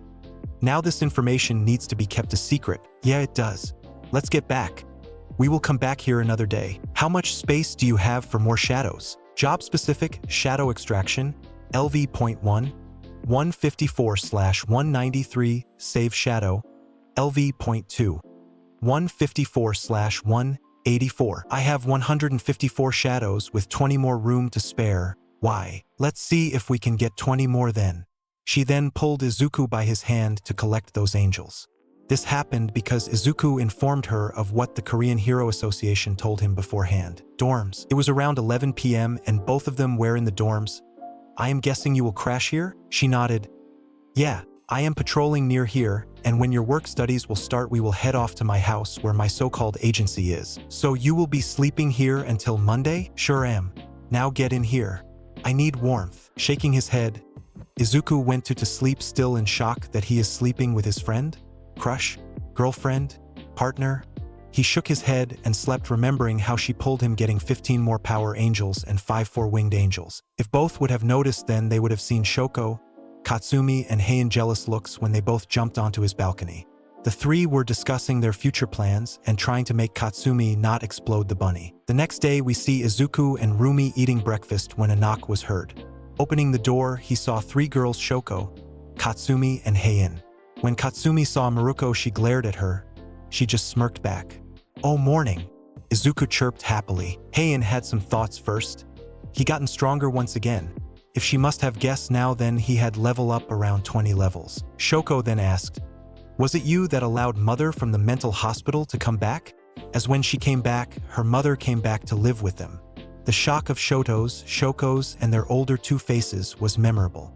That night, all of the Todorokis that are not a villain or a certified hero had one of their best family nights. Scratching his head, come in first, and yeah, Endeavor wanted to fight. If he won then, I would have told him my quirk name and have an arranged married to you, but if I won your mum would come back. This got all 4 girls' attention. Rumi then shouted, why didn't you tell me about that baka? With a smack to the back of his head. I forgot. Causing the girls to sweat drop whilst rubbing the back of his head. Heian then spoke up.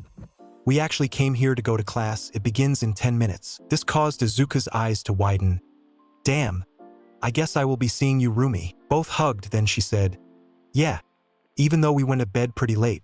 She finished it with a smirk. The 3 teens just looked at Izuku and then Rumi. Did you 2 do anything? Shoko asked. Izuku not knowing what it was about. We finished a gate pretty late, that is it? He finished with a tilt of the head, not knowing what the 3 had planned to be enacted soon. Fighting fucking angels was an experience that was something. Rumi added offhandedly. The 3 girls blinked again. The fuck nerd. You took her and not me. You know who said it with some explosions coming off. Backing away a step or 2. Sorry? Rumi is an S rank whilst you are B ranks borderline A rank if you team up. I did get 2 more nights though. But ignoring that fact, you could possibly only deal with the 2 and 4-winged angels at your state. You could hear the gulps but also some grumbling. They knew the power of 1 night level and adding another. This makes Izuku have 6 in total. Anyways, don't we have school? Izuku asked. The 3 blinked again, getting out of their stupor. Yeah, we do, Izuku. Heian said. Rumi then hugged him again, then said, see you in the dorms later. With a wave the 4 left. Shoko asked, she is staying with you? Yeah, until Monday that is. The girls nodded and they continued their walk, chatting how their weekend was. Classroom. The 4 entered the classroom and everyone just looked at Izuku. Is something on my face? Denki then shouted. When would you have told us that you sleep with Maruko? Izuku, not knowing the situation, just replied, we did sleep with each other. We did arrive pretty late last night. Everyone just face-bombed, not allowing Izuku to know what is exactly happening. Ejiro then started a different conversation. Oh yeah, did any of you guys get recognized when you visited family? Hanta nodded. Yeah, some preschoolers said better luck next time. With a sulking noise coming out at the end. During this time, the 4 went to their seats. Toru then continued. Everyone was looking at me too. With a lot of people's sweat dropped from this. You are invisible, you kinda do stand out, but yeah, I did get recognized, but a lot of them asked for Izuku's quirk. Imagine my embarrassment when I didn't even know. Mina contributed whilst sulking at the end. Tsuyu then added, and we still don't know what it is? Mind telling us, Izuku? The said person was saved by Aizawa entering. Thank God. As he didn't want to tell as he knows that there is something fishy here.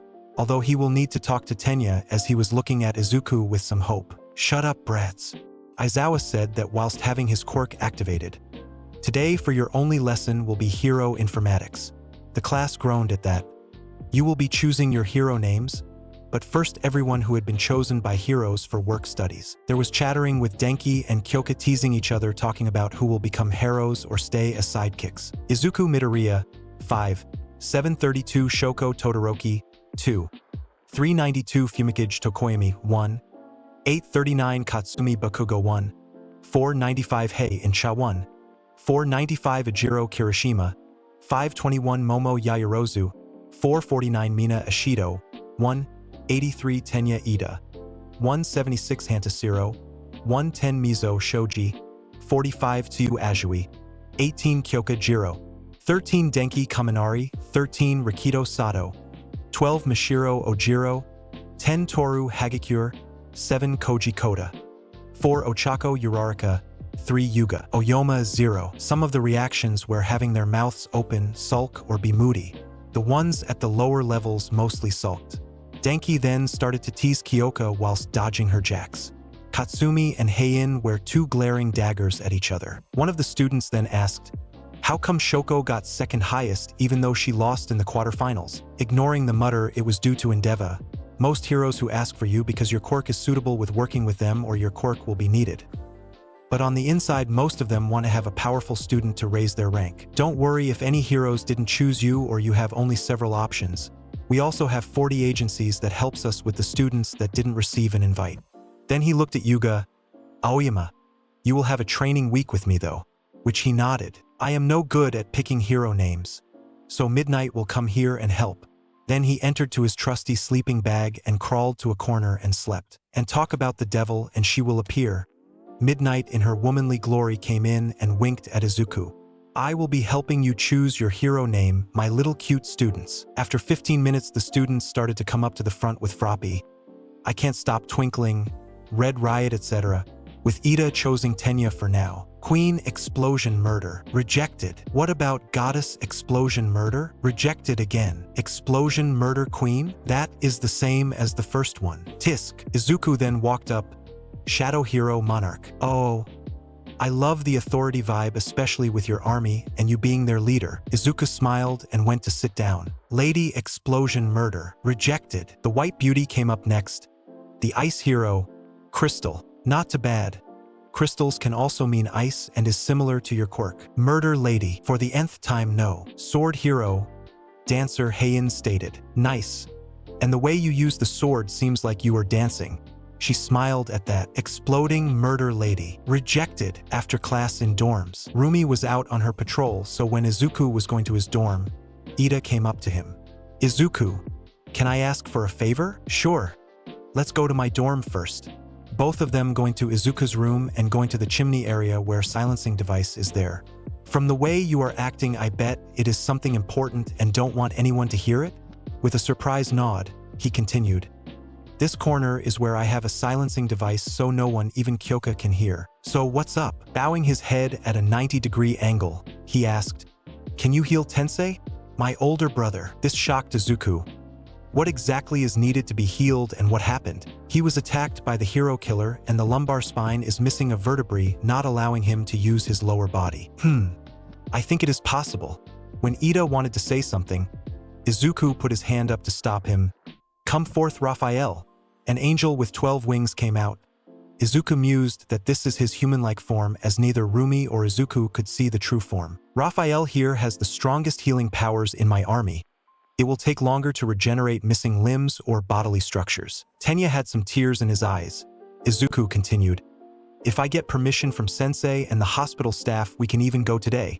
Ida manly hugged Izuku with him patting Tenya on his back. 3 hours later. "I still can't believe you got all of that sorted so fast, Tenya," Izuku said as Tenya were being driven by Aizawa. "I must thank Sensei again for driving us to the hospital. Me and Izuku have some business to attend to later, meaning the C rank.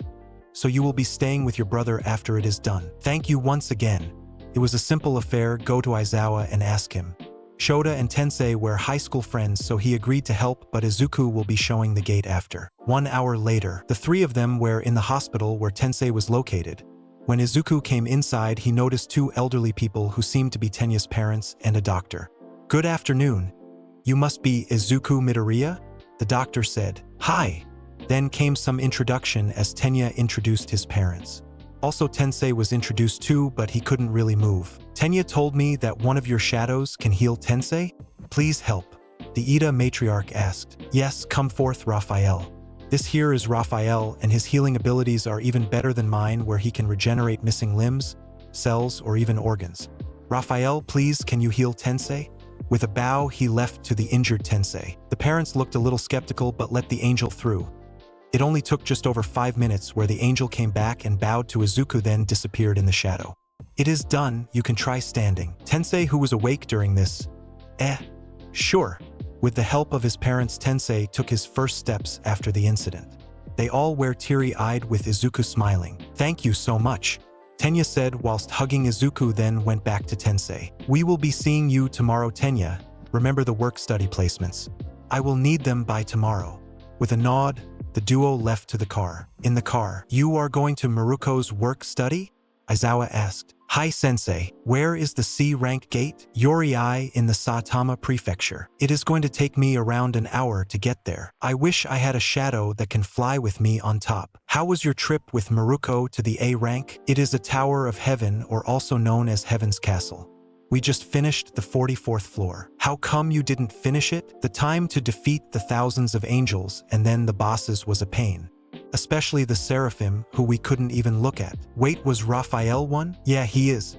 Raphael was in his human-like form, so we won't die when we would see his true form. How did you defeat him? Baruka, Igris, and Sadkiel, a 10-winged angel, fought Raphael, whilst Beast and Fluffy fought the Cherubus. The human angels? Something similar, even though they were B rank, their regeneration was annoying. It took Fluffy and Beast to defeat them in 5 minutes, where they joined in the fight against Raphael, which took another 25 minutes. Why so long? The regeneration factor is probably one of the fastest. The USJ Nomu had nothing on him. There was a gulp hearing that. He is a LV.19 knight, which was a surprise to me. I remember you mentioning that Baruka and Igris are nearing their next stage. Yeah, I thought Raphael will be higher, but no, a high A rank for sure. But all the opponents recently have a ridiculous healing factor. I bet it was.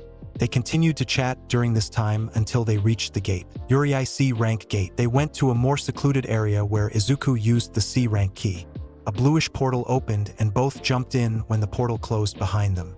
So this is a gate? Yeah, pretty interesting. Only Shoko wasn't in one yet. I see. Do you know what we will be expecting here? Not really. Keep your senses open. It is a high C rank gate. Naturally, after 3 minutes something did come out. A chimpanzee with metal claws jumped out. Izuku used his dagger and cut the beast. It seems we will have some more mammalian monsters here. One more monkey came rushing towards Aizawa, using his quirk to see if anything works, but when it didn't, he used his hidden knife and cut the monkey. My quirk doesn't work on them, so it's only used against people with quirks. They continued cutting and slashing the mammals with some wolves with metal teeth came at them. It took another 10 minutes when Izuku got a notification. Alarm! You have earned title Beast Slayer. Your stats will increase by 20% when facing an opponent with a mammal appearance. You also gain 40% more experience killing mammal opponents. Smirking, change title to Beast Slayer. They eventually found mana crystals that Izuku asked his 4-winged angels, Cherubus and Knights, to collect them. He is going to be visiting Mei soon. Finally, after 30 minutes of showing the ropes to Aizawa, they entered the boss room. It had one animal which can cause some weak-minded to pee. A 5-meter-tall brown bison with silver horns that are 1 meter long. Its hooves have some metal protection. Otherwise, there was some metal armor on its sides, front and back. Although the name was light gray. Great Siberian Bison. Want to take him on? Izuku asked. Sure.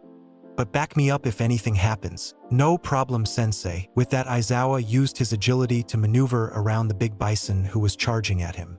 Using his capture tape, he swung it around one of the horns, and with the knife he tried cutting the thick skin off, but to no avail. Swinging back, he formed a plan on killing it in a weak spot.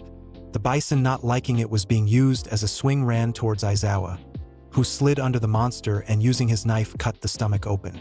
The beast roared in pain and ran straight to a wall, smashing it open. It turned back to see Aizawa, wanting that man to die. It rushed with reckless abandon, swinging its head left to right, not allowing the teacher to dodge properly. Being an underground hero taught him a lot. One thing was how to use his muscles above 20%. He couldn't do it a lot due to the pain that it caused him afterwards, but he jumped above 5 meters with that. He landed just in time to stab the great Siberian bison straight through its eye, which allowed the knife to penetrate further into his skull, killing him. Izuku smiled and went to Shota. Using skill healer, he healed up the teacher and spoke up. Not too bad, sensei.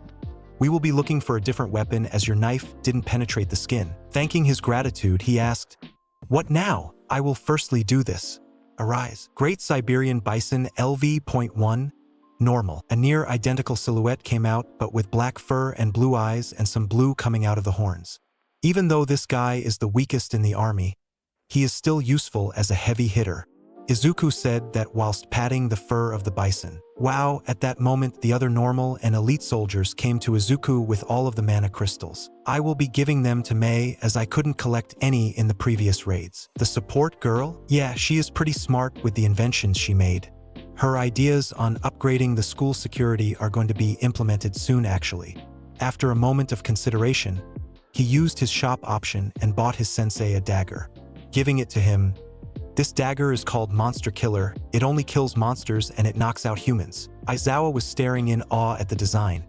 A basic structure, but the blade had blue edging with a blue bandage around the handle. Are you sure? Izuku gave a small smile and a nod. Thanks kid. Item. Monster Killer item class. A-type. Dagger attack. Plus 150. This dagger kills monsters, but with a hit on a vital spot on a human body, it will make the opponent go unconscious. Can be equipped, stored, or sold. Effect knockout. On a human opponent, it won't kill but make the foe go unconscious. With that, the two left. One ready to fall asleep, the other wanted to see his friend in support. Izuku was standing in front of 1C dorm. After knocking, a boy with green hair came out. Hey, I am looking for Mei. Ah, she is in her room. You are Izuku Midoriya, right? Izuku nodded. I am Kion Kaiza, a classmate of Mei. Nice meeting you, Kion. Izuku smiled at him, with the other boy letting him to Mei's room. Once again knocking, he spoke up. Hey Mei, it's me Izuku. Suddenly the door opened up and before Izuku could do anything, Mei pulled him in. Sup Izuku, nice room you have Mei. It was true, a workbench, or also known as a desk filled with incomplete projects. Some cool visuals around her room and her bed with some papers on it. Thanks, what you need? As you don't come often. Ah yes. He then produced a medium-sized mana crystal. Izuku could see the spark in her eyes. Those are called mana crystals. I don't know what you will use with them, but they have an energy source. This is amazing. The use of energy manufacturing wouldn't be needed, as with this it can power anything up. She then got an energy ready, and after checking it her eyes widened even more with a grin nearly splitting her face. This can power up a whole dorm building for a week? Do you have more? I do. Izuku chuckled seeing her cheery state. He then produced 1 kilogram of them. I have more, but I will be giving you more in the workshop? She then nodded in ecstasy. Please don't tell anyone where you got them from, okay? Hi. Thank you Izuku. She then hugged Izuku and continued with her craft. An hour later, the monarch said goodbye and to his room to relax from the day. Dorms. When Izuku entered the 1A dorms, all were chatting. Hey guys, want pizza? Everyone nodded, and who wasn't in the living room was called down. Heck, even Maruko came down and sat next to Izuku. Where is Tenya? Chako asked. He is with his brother. They continued to have a light chat when Izuku asked a question. Who did you all choose for your work studies? Endeavor told me that he has a sidekick that can help with my ice, so I am going to him. Shoko informed him. Best genist. I will be under a higher ranking than you nerd. Izuku just chuckled. Kaminari asked, who are you going with? Before Izuku replied, me obviously. Rumi stated whilst putting an arm around Izuku. They all continued telling who they were going to like Tsuyu to Selkies or Ejiro to Fourth Kind. Heian then said, equipped hero Yoroi Musha. Denki then spoke up in some kind of sulking manner. There are 4 now going to a top 10 agency. Fumikage piped in. I am going to Hawks. Denki just blinked in stupor. Not fair. Then anime tears came out of his eyes with Hanta consoling him. Yeah, nice dinner with 1A. I can't believe that Midnight didn't allow me to say Queen Explosion Murder. A lot of lagging was heard with that comment. Somewhere where humans can't comprehend. This is funny. With a booming laugh coming from their mouth. We will meet with each other soon, Shadow Monarch. An elderly man with a long gray beard spoke that. He was overseeing everything that is happening down below. He was steadily preparing the humans for something big. His main objective was to make the so-called Shadow Monarch as strong as possible before he introduces it to others. But he frowned whilst looking at an area where his control was finite. With Izuku, it is Monday and everyone is off for their work-study placements. Izuku is with Rumi in her car driving to her house for the 7-day duration. What is our plan, Sensei?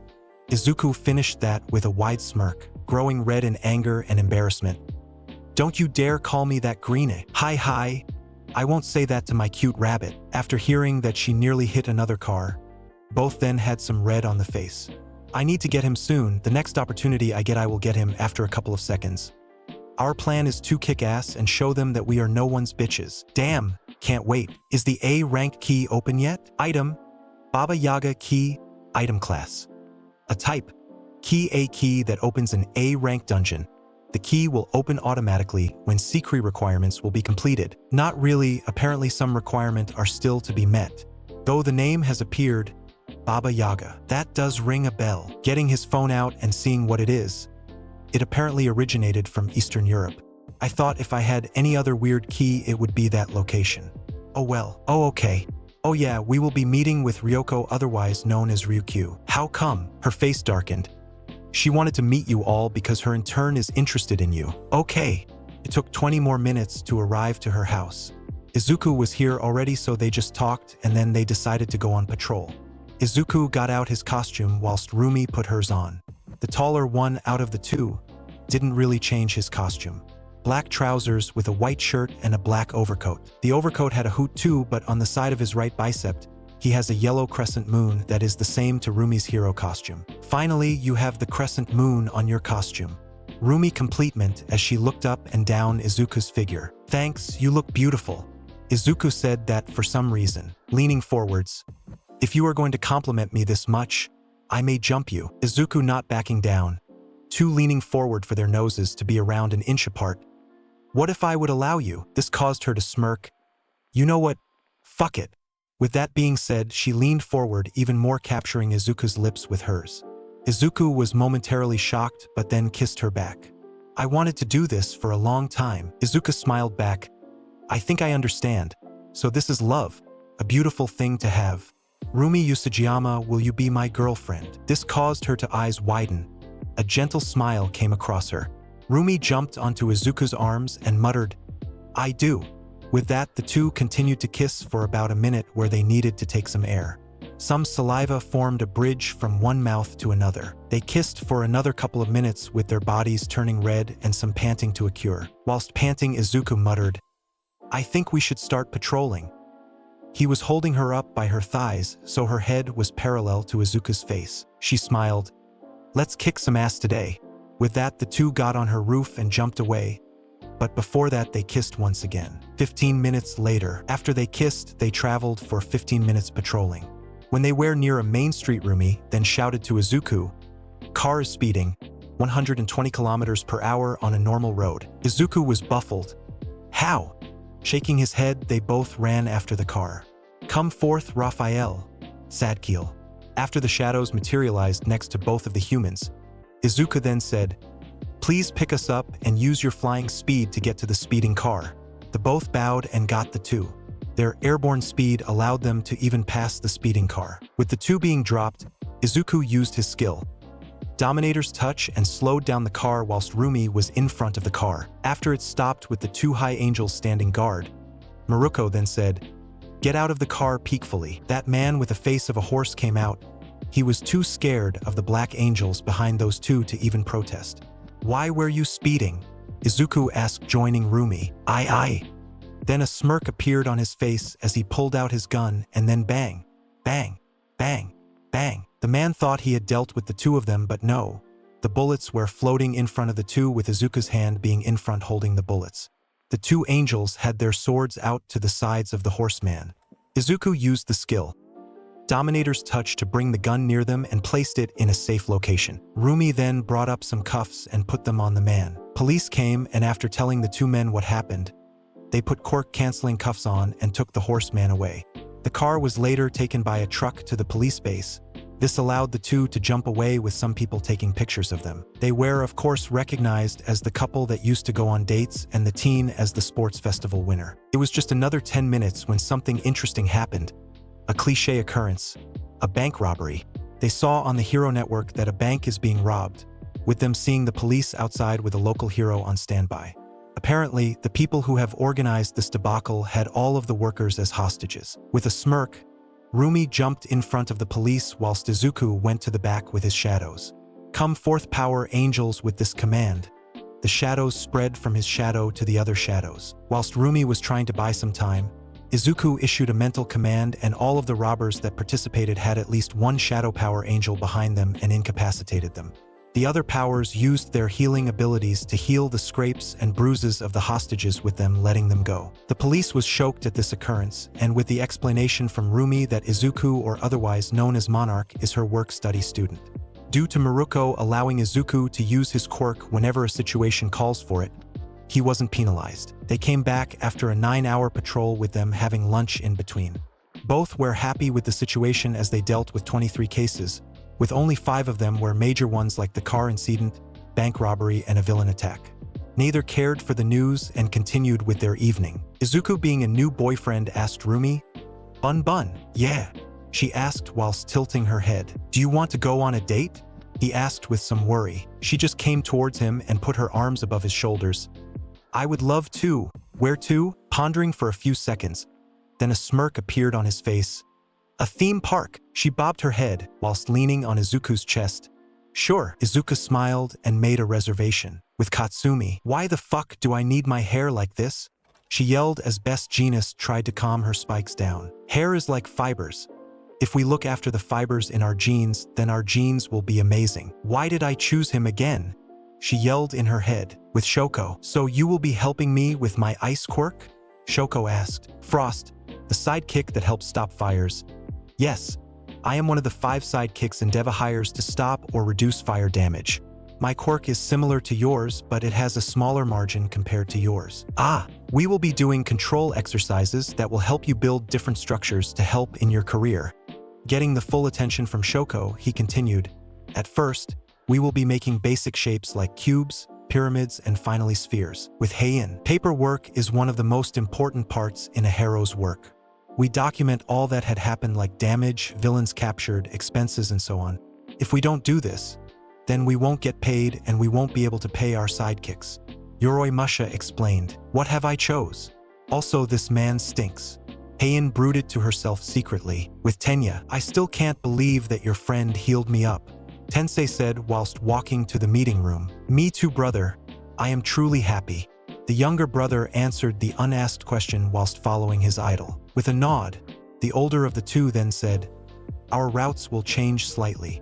This got all of his sidekicks' attention.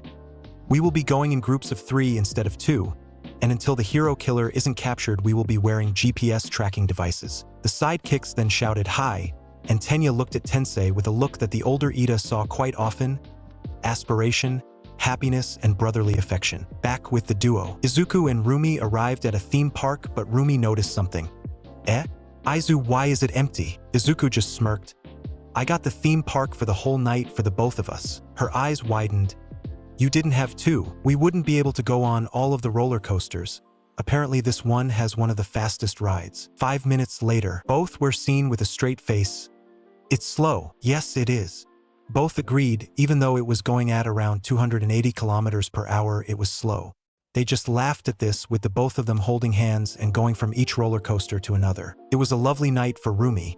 She did try dating, but most people who she dated wanted something from her which she wasn't comfortable with. Additionally, when she was younger, the mutant discrimination was high. It is still high, so her confidence in a relationship wasn't high. When she met someone who didn't smell weak, or in other words shit, Rumi thought Izuku would say some unsavory comments, but no.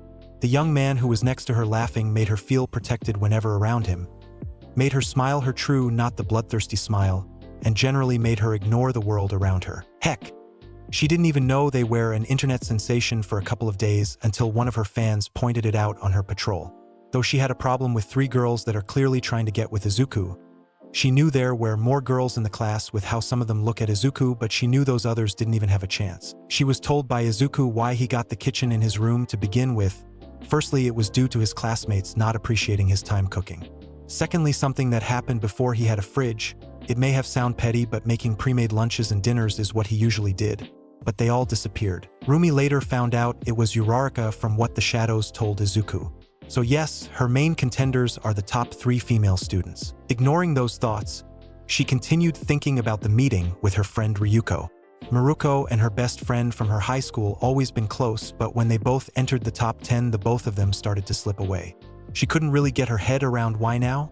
Was she interested in Izuku? Was her intern interested in Izuku? Rumi, you okay?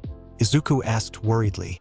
She snapped out of her thoughts when they were stopping from that ride. Yeah, I was wondering something. Want to share it?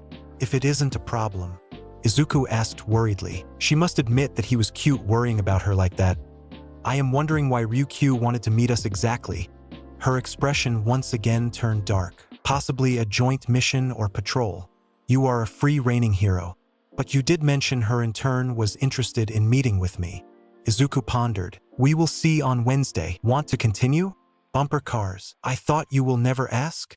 With that, a wild smirk appeared on her face. Yeah, Rumi did enjoy that night. The competitive spirit inside her ignited once again. After the both of them finished their fun just after mine night, they both traveled home. Rumi once again slept with Izuku, the excuse he is her boyfriend. The next day, after Izuku and Rumi did some morning exercise, they did some sparring in her base dojo. Izuku realized that he had been neglecting some of his skills, especially with his weapons.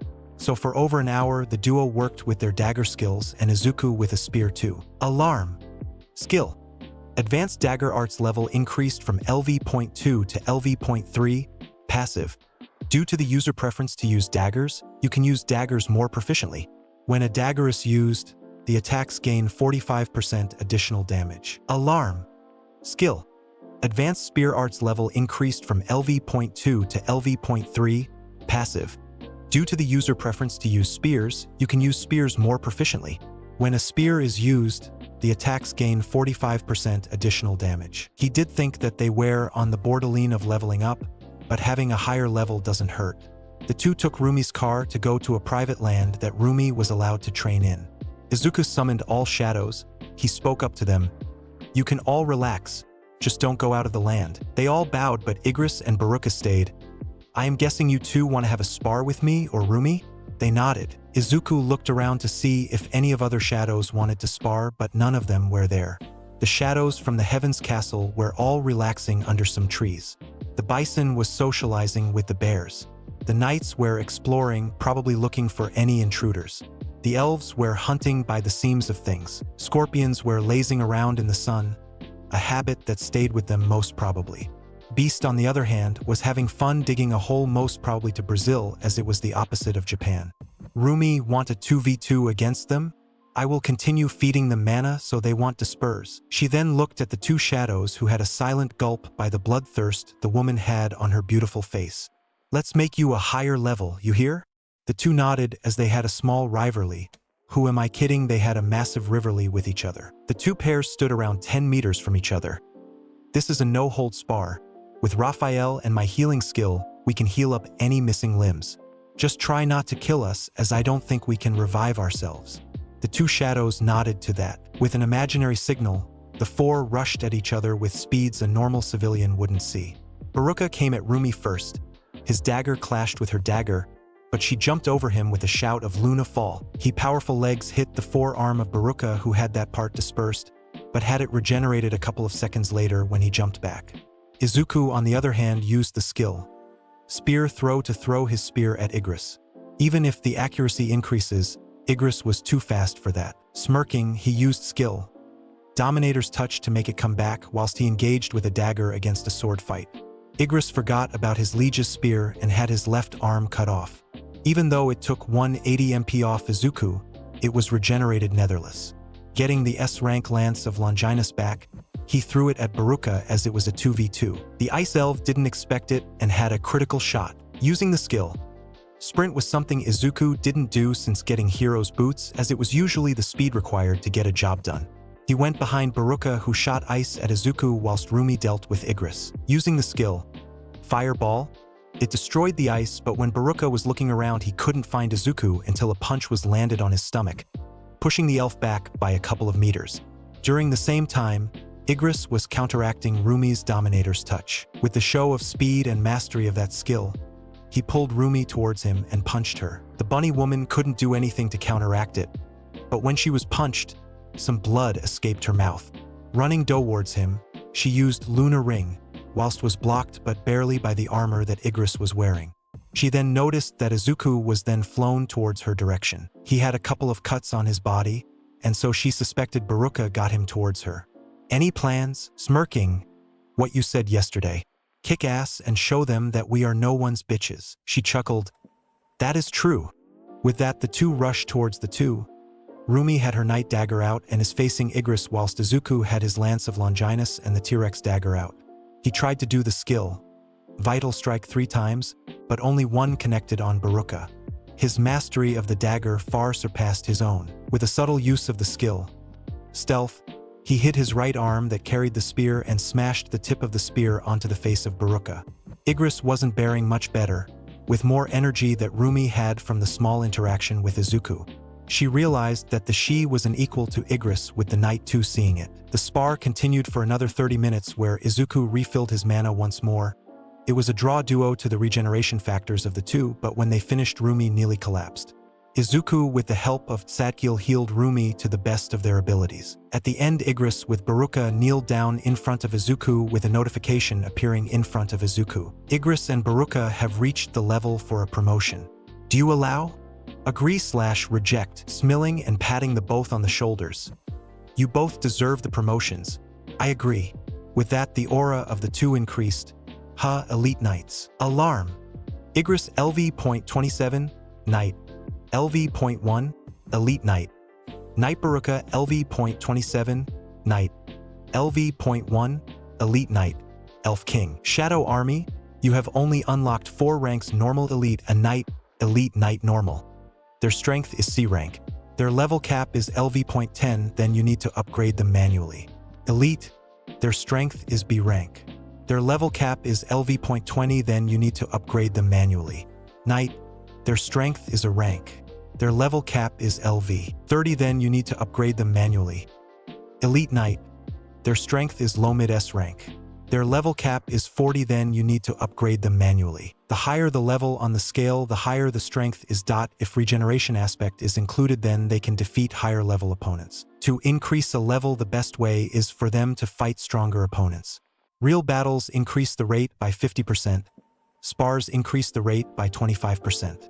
Higher the intelligence accelerates the growth of soldiers. Surprisingly, the hunting party too increased their level, with the furry bison upgrading by 1-2 by playing with the bears. Alarm. 10 Ice Elves LV.10, LV.11, Elite.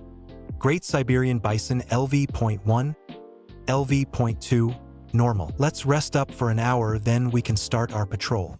Rumi said, Sure. By the way, do you do paperwork? With that, she froze, chuckling nervously. I forgot to do it yesterday, shaking his head. After we come back from our patrol today, you can show me and the 4 winged shadows how to do the paperwork. The angels can continue the paperwork whilst we are on patrol. Thank goodness. I hate paperwork. Turning to Izuku. Thanks, Zuku. Leveled up any skills? He nodded. Fireball, Vital Strike, Stealth, and Spear Throw were leveled up. Skill. Fireball leveled up from LV3 to LV4. Active. With the use of 45 MP, you can use fireballs to attack. Can deal a maximum of 800 HP damage. Skill. Vital Strike leveled up from LV.2 to LV.3. Active. Dagger only skill. Uses 50 MP to deal critical damage as you attack your foe's vital area. Skill. Stealth leveled up from LV.3 to LV.4. Active. It requires 190 MP to activate and 7 MP per second to use it for a longer period of time. You become invisible to the naked eye with sound, smell, and presence erased. Skill. Spear Throw leveled up from LV.2 to LV.3. Active. Deal damage by throwing your spear.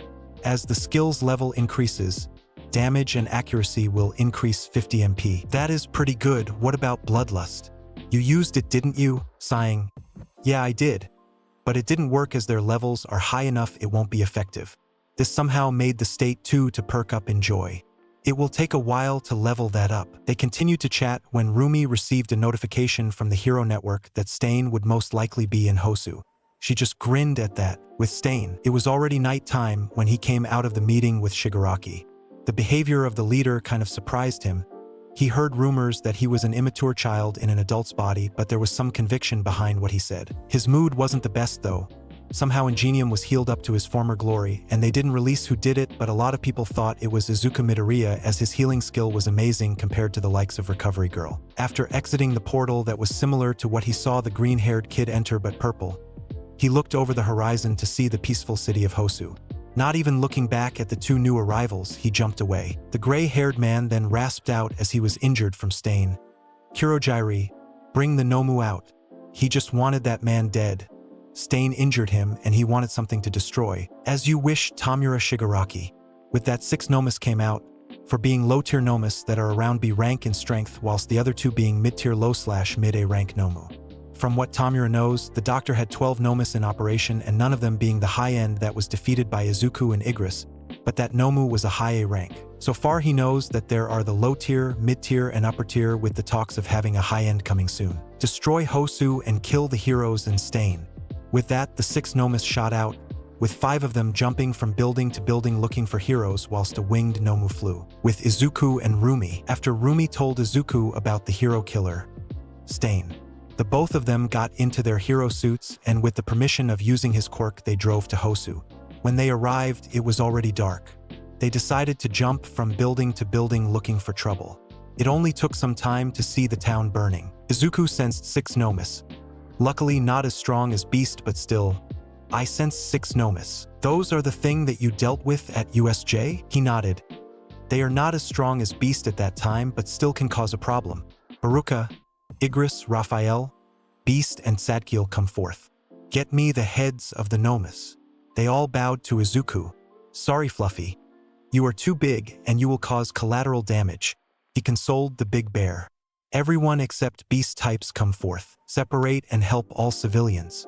If a Nomu is there, try to get reinforcements, otherwise you have permission to fight. Try not to get far from the mages. They will locate all of the people stuck under rubble."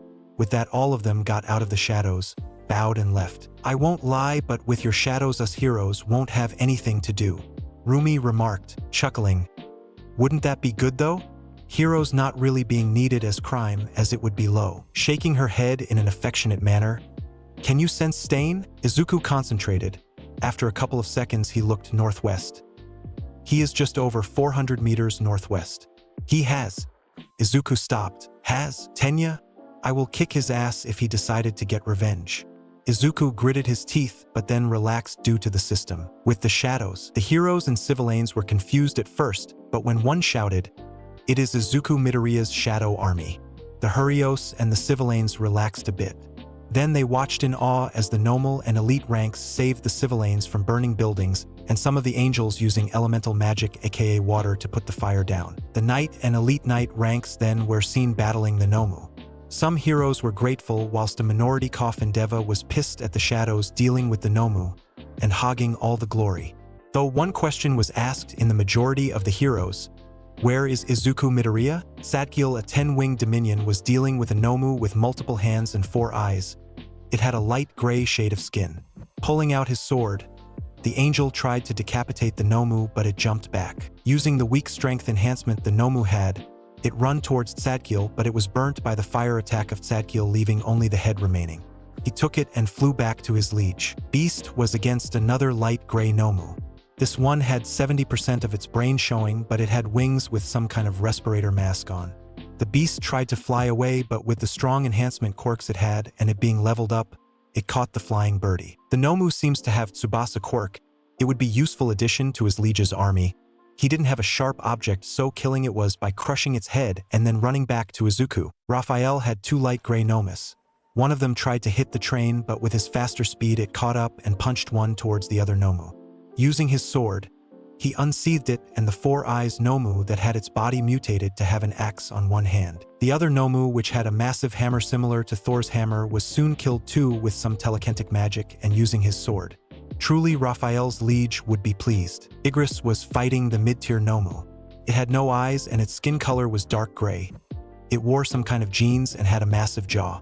Before he could fight the said Nomu, He had to save a couple from the fire that Endeavor produced. Igris then sped up to reach his liege with the head of the Nomu, knowing that his brethren of the shadows. Baruka had to deal with a dark gray Nomu with 6 eyes and a mutated body. He tried punching it, but it seemed it had shock absorption. He tried using his dagger, but the skin didn't allow him to cut it. Getting frustrated, he froze the Nomu, and after that he then hacked the neck off. The opponent was nothing especially when he was an elite knight.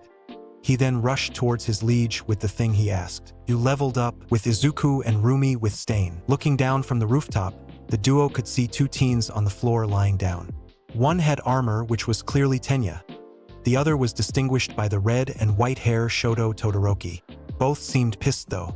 You two are fakes, you don't deserve to live. You didn't even notice native, only caring for your ambitions. Stain growled, looking at the down two.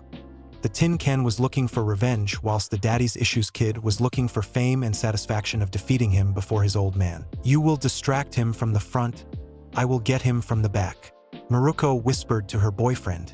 She still had butterflies in her stomach, knowing that Izuku is hers. She saw Izuku nod and then jump down. He clapped. It is good to see you, Stain. This gained the attention of the infamous killer. Another child, pretty pathetic for heroes to send in children. After a couple of seconds of scrutiny, his eyes widen. You are Izuku Midoriya, are you not? I would prefer if you would call me by my hero name, Shadow Hero Monarch. Why would I? You still have to dash. Stain eyes widened, not seeing the 2 students and 1 hero. Where are they? Oh, native Todoroki and my idiotic classmate? Before I came, I summoned my bears to get them out, and one of my shadow healers are healing them as we speak. You have potential, Monarch. But how long can you last against me? Oh, I will think. He made a thinking motion, but it was over for Stain as he didn't notice Rumi jumping down and kicking his head into the ground. Nice work, Maruko. Let's tie him up. You have rope, Monarch? She asked with a professional tone. He quickly bought some rope, and with the both tied him up and got all of the hidden weapons from the hero killer. Izuku healed him up, but still made him stay in the unconscious state. Suddenly ice appeared, but was broken off my Baruka. Izuku had his eyes widen, so did Rumi, becoming pissed that her student/boyfriend was nearly killed. What the fuck, kid? You could had us killed. TCH, would have been easier to deal with the killer. Shoto spat out whilst looking at Stain. So you want to hurt a villain after he was captured? We are heroes, not judges, Todoroki. Izuku growled out. The monarch then looked and found all of his high command with 1 or 2 heads when Raphael was included, all kneeling in front of Izuku. Well done, guys. He asked for the shadows to block the view. Shadow extraction can be used on this target. Shadow extraction can be used on this target. Shadow extraction can be used on this target. Shadow extraction can be used on this target. Shadow extraction can be used on this target. Shadow extraction can be used on this target. Ah, nice.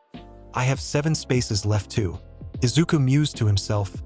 Arise. You extracted the shadow. You have upgraded the Shadow 4 low-tier Nomu LV.7, normal. You extracted the Shadow. You have upgraded the Shadow 2 mid-tier Nomu LV.17, elite. Izuku smiled at the new additions to his army. The low-tier Nomi had black shadows with gray skin similar to the elves. Their body structures were a little larger compared to the original ones and looked a little more human-like. The mid-tier Nomu had dark gray skin but had more black on their body. They too looked closely to humans. He felt that the low tier had 2 quirks each whilst the mid-tier had 3 quirks. This furthered his suspicion that All for One was behind something like this. Soon he dispersed his shadows except the ones that are helping currently. The duo went to the main street waiting for the police. Tenya wanted to punch Stain but was stopped by Izuku. It took a couple of minutes to talk to Tenya whilst Rumi was berating Shoto for nearly killing comrades, which he scoffed at. When police came, so did Endeavor. When the police asked what happened, Shoto said that he defeated Stain. The said man woke up and started to laugh. You tried to kill your comrades in the process. You are a fake hero, so are you, Endeavor. The 2 that captured me were Maruko and Monarch. The rest of you are fake. It seems that the son of Endeavor developed the killing of comrades mentality. Endeavor tried to punch the noseless man but was blocked by his daughter, who arrived with her ice. Izuku nodded towards her, which she nodded back. The police was shocked, then asked everyone to meet at the police station. Izuku then informed the policeman, I am leaving some of my shadows for helping the civilians. though he secretly commanded Igris and Sadkiel to stay hidden and look after the shadows left behind so no trouble would occur to them. The police agreed, and then they all left towards the police station while Stain was taken for interrogation. No one saw the hidden Tamura who recorded this interaction. For some reason he liked Izuku. Stain told him how if need be he can be ruthless if need to buy what he's seen. But a hidden connection was also created from their first meeting. The attack failed, but the video he captured was amazing. He could ruin the trust in a lot of heroes, but keeping the ideal hero of his on the top. If he played his cards right, Izuku could be of use to him. Police station. Tsukachi, also known as the human lie detector, just finished his report. As everyone was healed thanks to Izuku, no one stayed in the hospital. Tenya Ida had a nerve damaged in his arm. Even with protests of the young man, Izuku glared at him, causing him to shut up, allowing Izuku to heal him up. Uncowingly, that made the skill healer level up. He talked to the head of Hosu's police department, and when everything was said, they entered to the waiting room where everyone was at. All that happened in the span of 2 hours, a tiring day for the police. Kenju Tsurigami, or otherwise known as the chief with a dog quirk, then spoke to them. We have reviewed all of the statements, woof, and I am not pleased with you, Endeavor, especially, woof. Your work-study student not only used his quirk illegally but also tried to commit murder, woof, on his comrade and the villain. Ingenium, your work-study student too tried to use his quirk illegally but did also try to kill a villain, which is still unacceptable, woof. Tensei bowed his head. Maruko, you have allowed Monarch to use his quirk. I must say I am grateful, woof. Thanks to you and your shadows, the casualties have stayed at the minimum, especially with your angels healing, woof. You are lucky that Stain was healed, woof, as more persecutions could have happened towards you too, woof. The policeman pointed at the duo of teens. You could see Tenya's apologetic face whilst Shoto just gritted his teeth. Your punishment will be decided by Nizu himself, but for Ingenium and Endeavor, woof. Your teaching licenses will be revoked for 3 months, woof. Shoto wanted to say something about Mutz, but seeing the angry expression from Endeavor towards the policeman, he just smirked. Tsukachi continued, however, Endeavor, Todoroki, you also have committed a crime by lying during your questioning, which is also an offense. This caused both of them to scowl. Suddenly a cat policeman ran into the room. Sir, look at this. He then showed the very same video of Stain talking about Endeavor to the group. Came out over an hour ago, but it already was on some news channels with the capture of Stain and the Nomu attack on Hosu. Take it down, Endeavor demanded. He was humiliated not only by Stain but his daughter too. The cat policeman replied, we are trying to do that, but the video is being reposted constantly. Additionally, news channels are reporting it too. Kenju sighed, tomorrow morning at 9 a.m., I will be having a conference, woof. Go home and relax. Ida, Todoroki, be more careful in the future as this might actually put you in jail, woof. There were some more statements being said, and Kenju asked for Endeavor, Maruko and her student to accompany him in the day. Later on, the two booked a hotel to be closer to the station and went to sleep. Notifications that came to Izuku. Skill. Healer leveled up from LV.4 to LV.5. Active.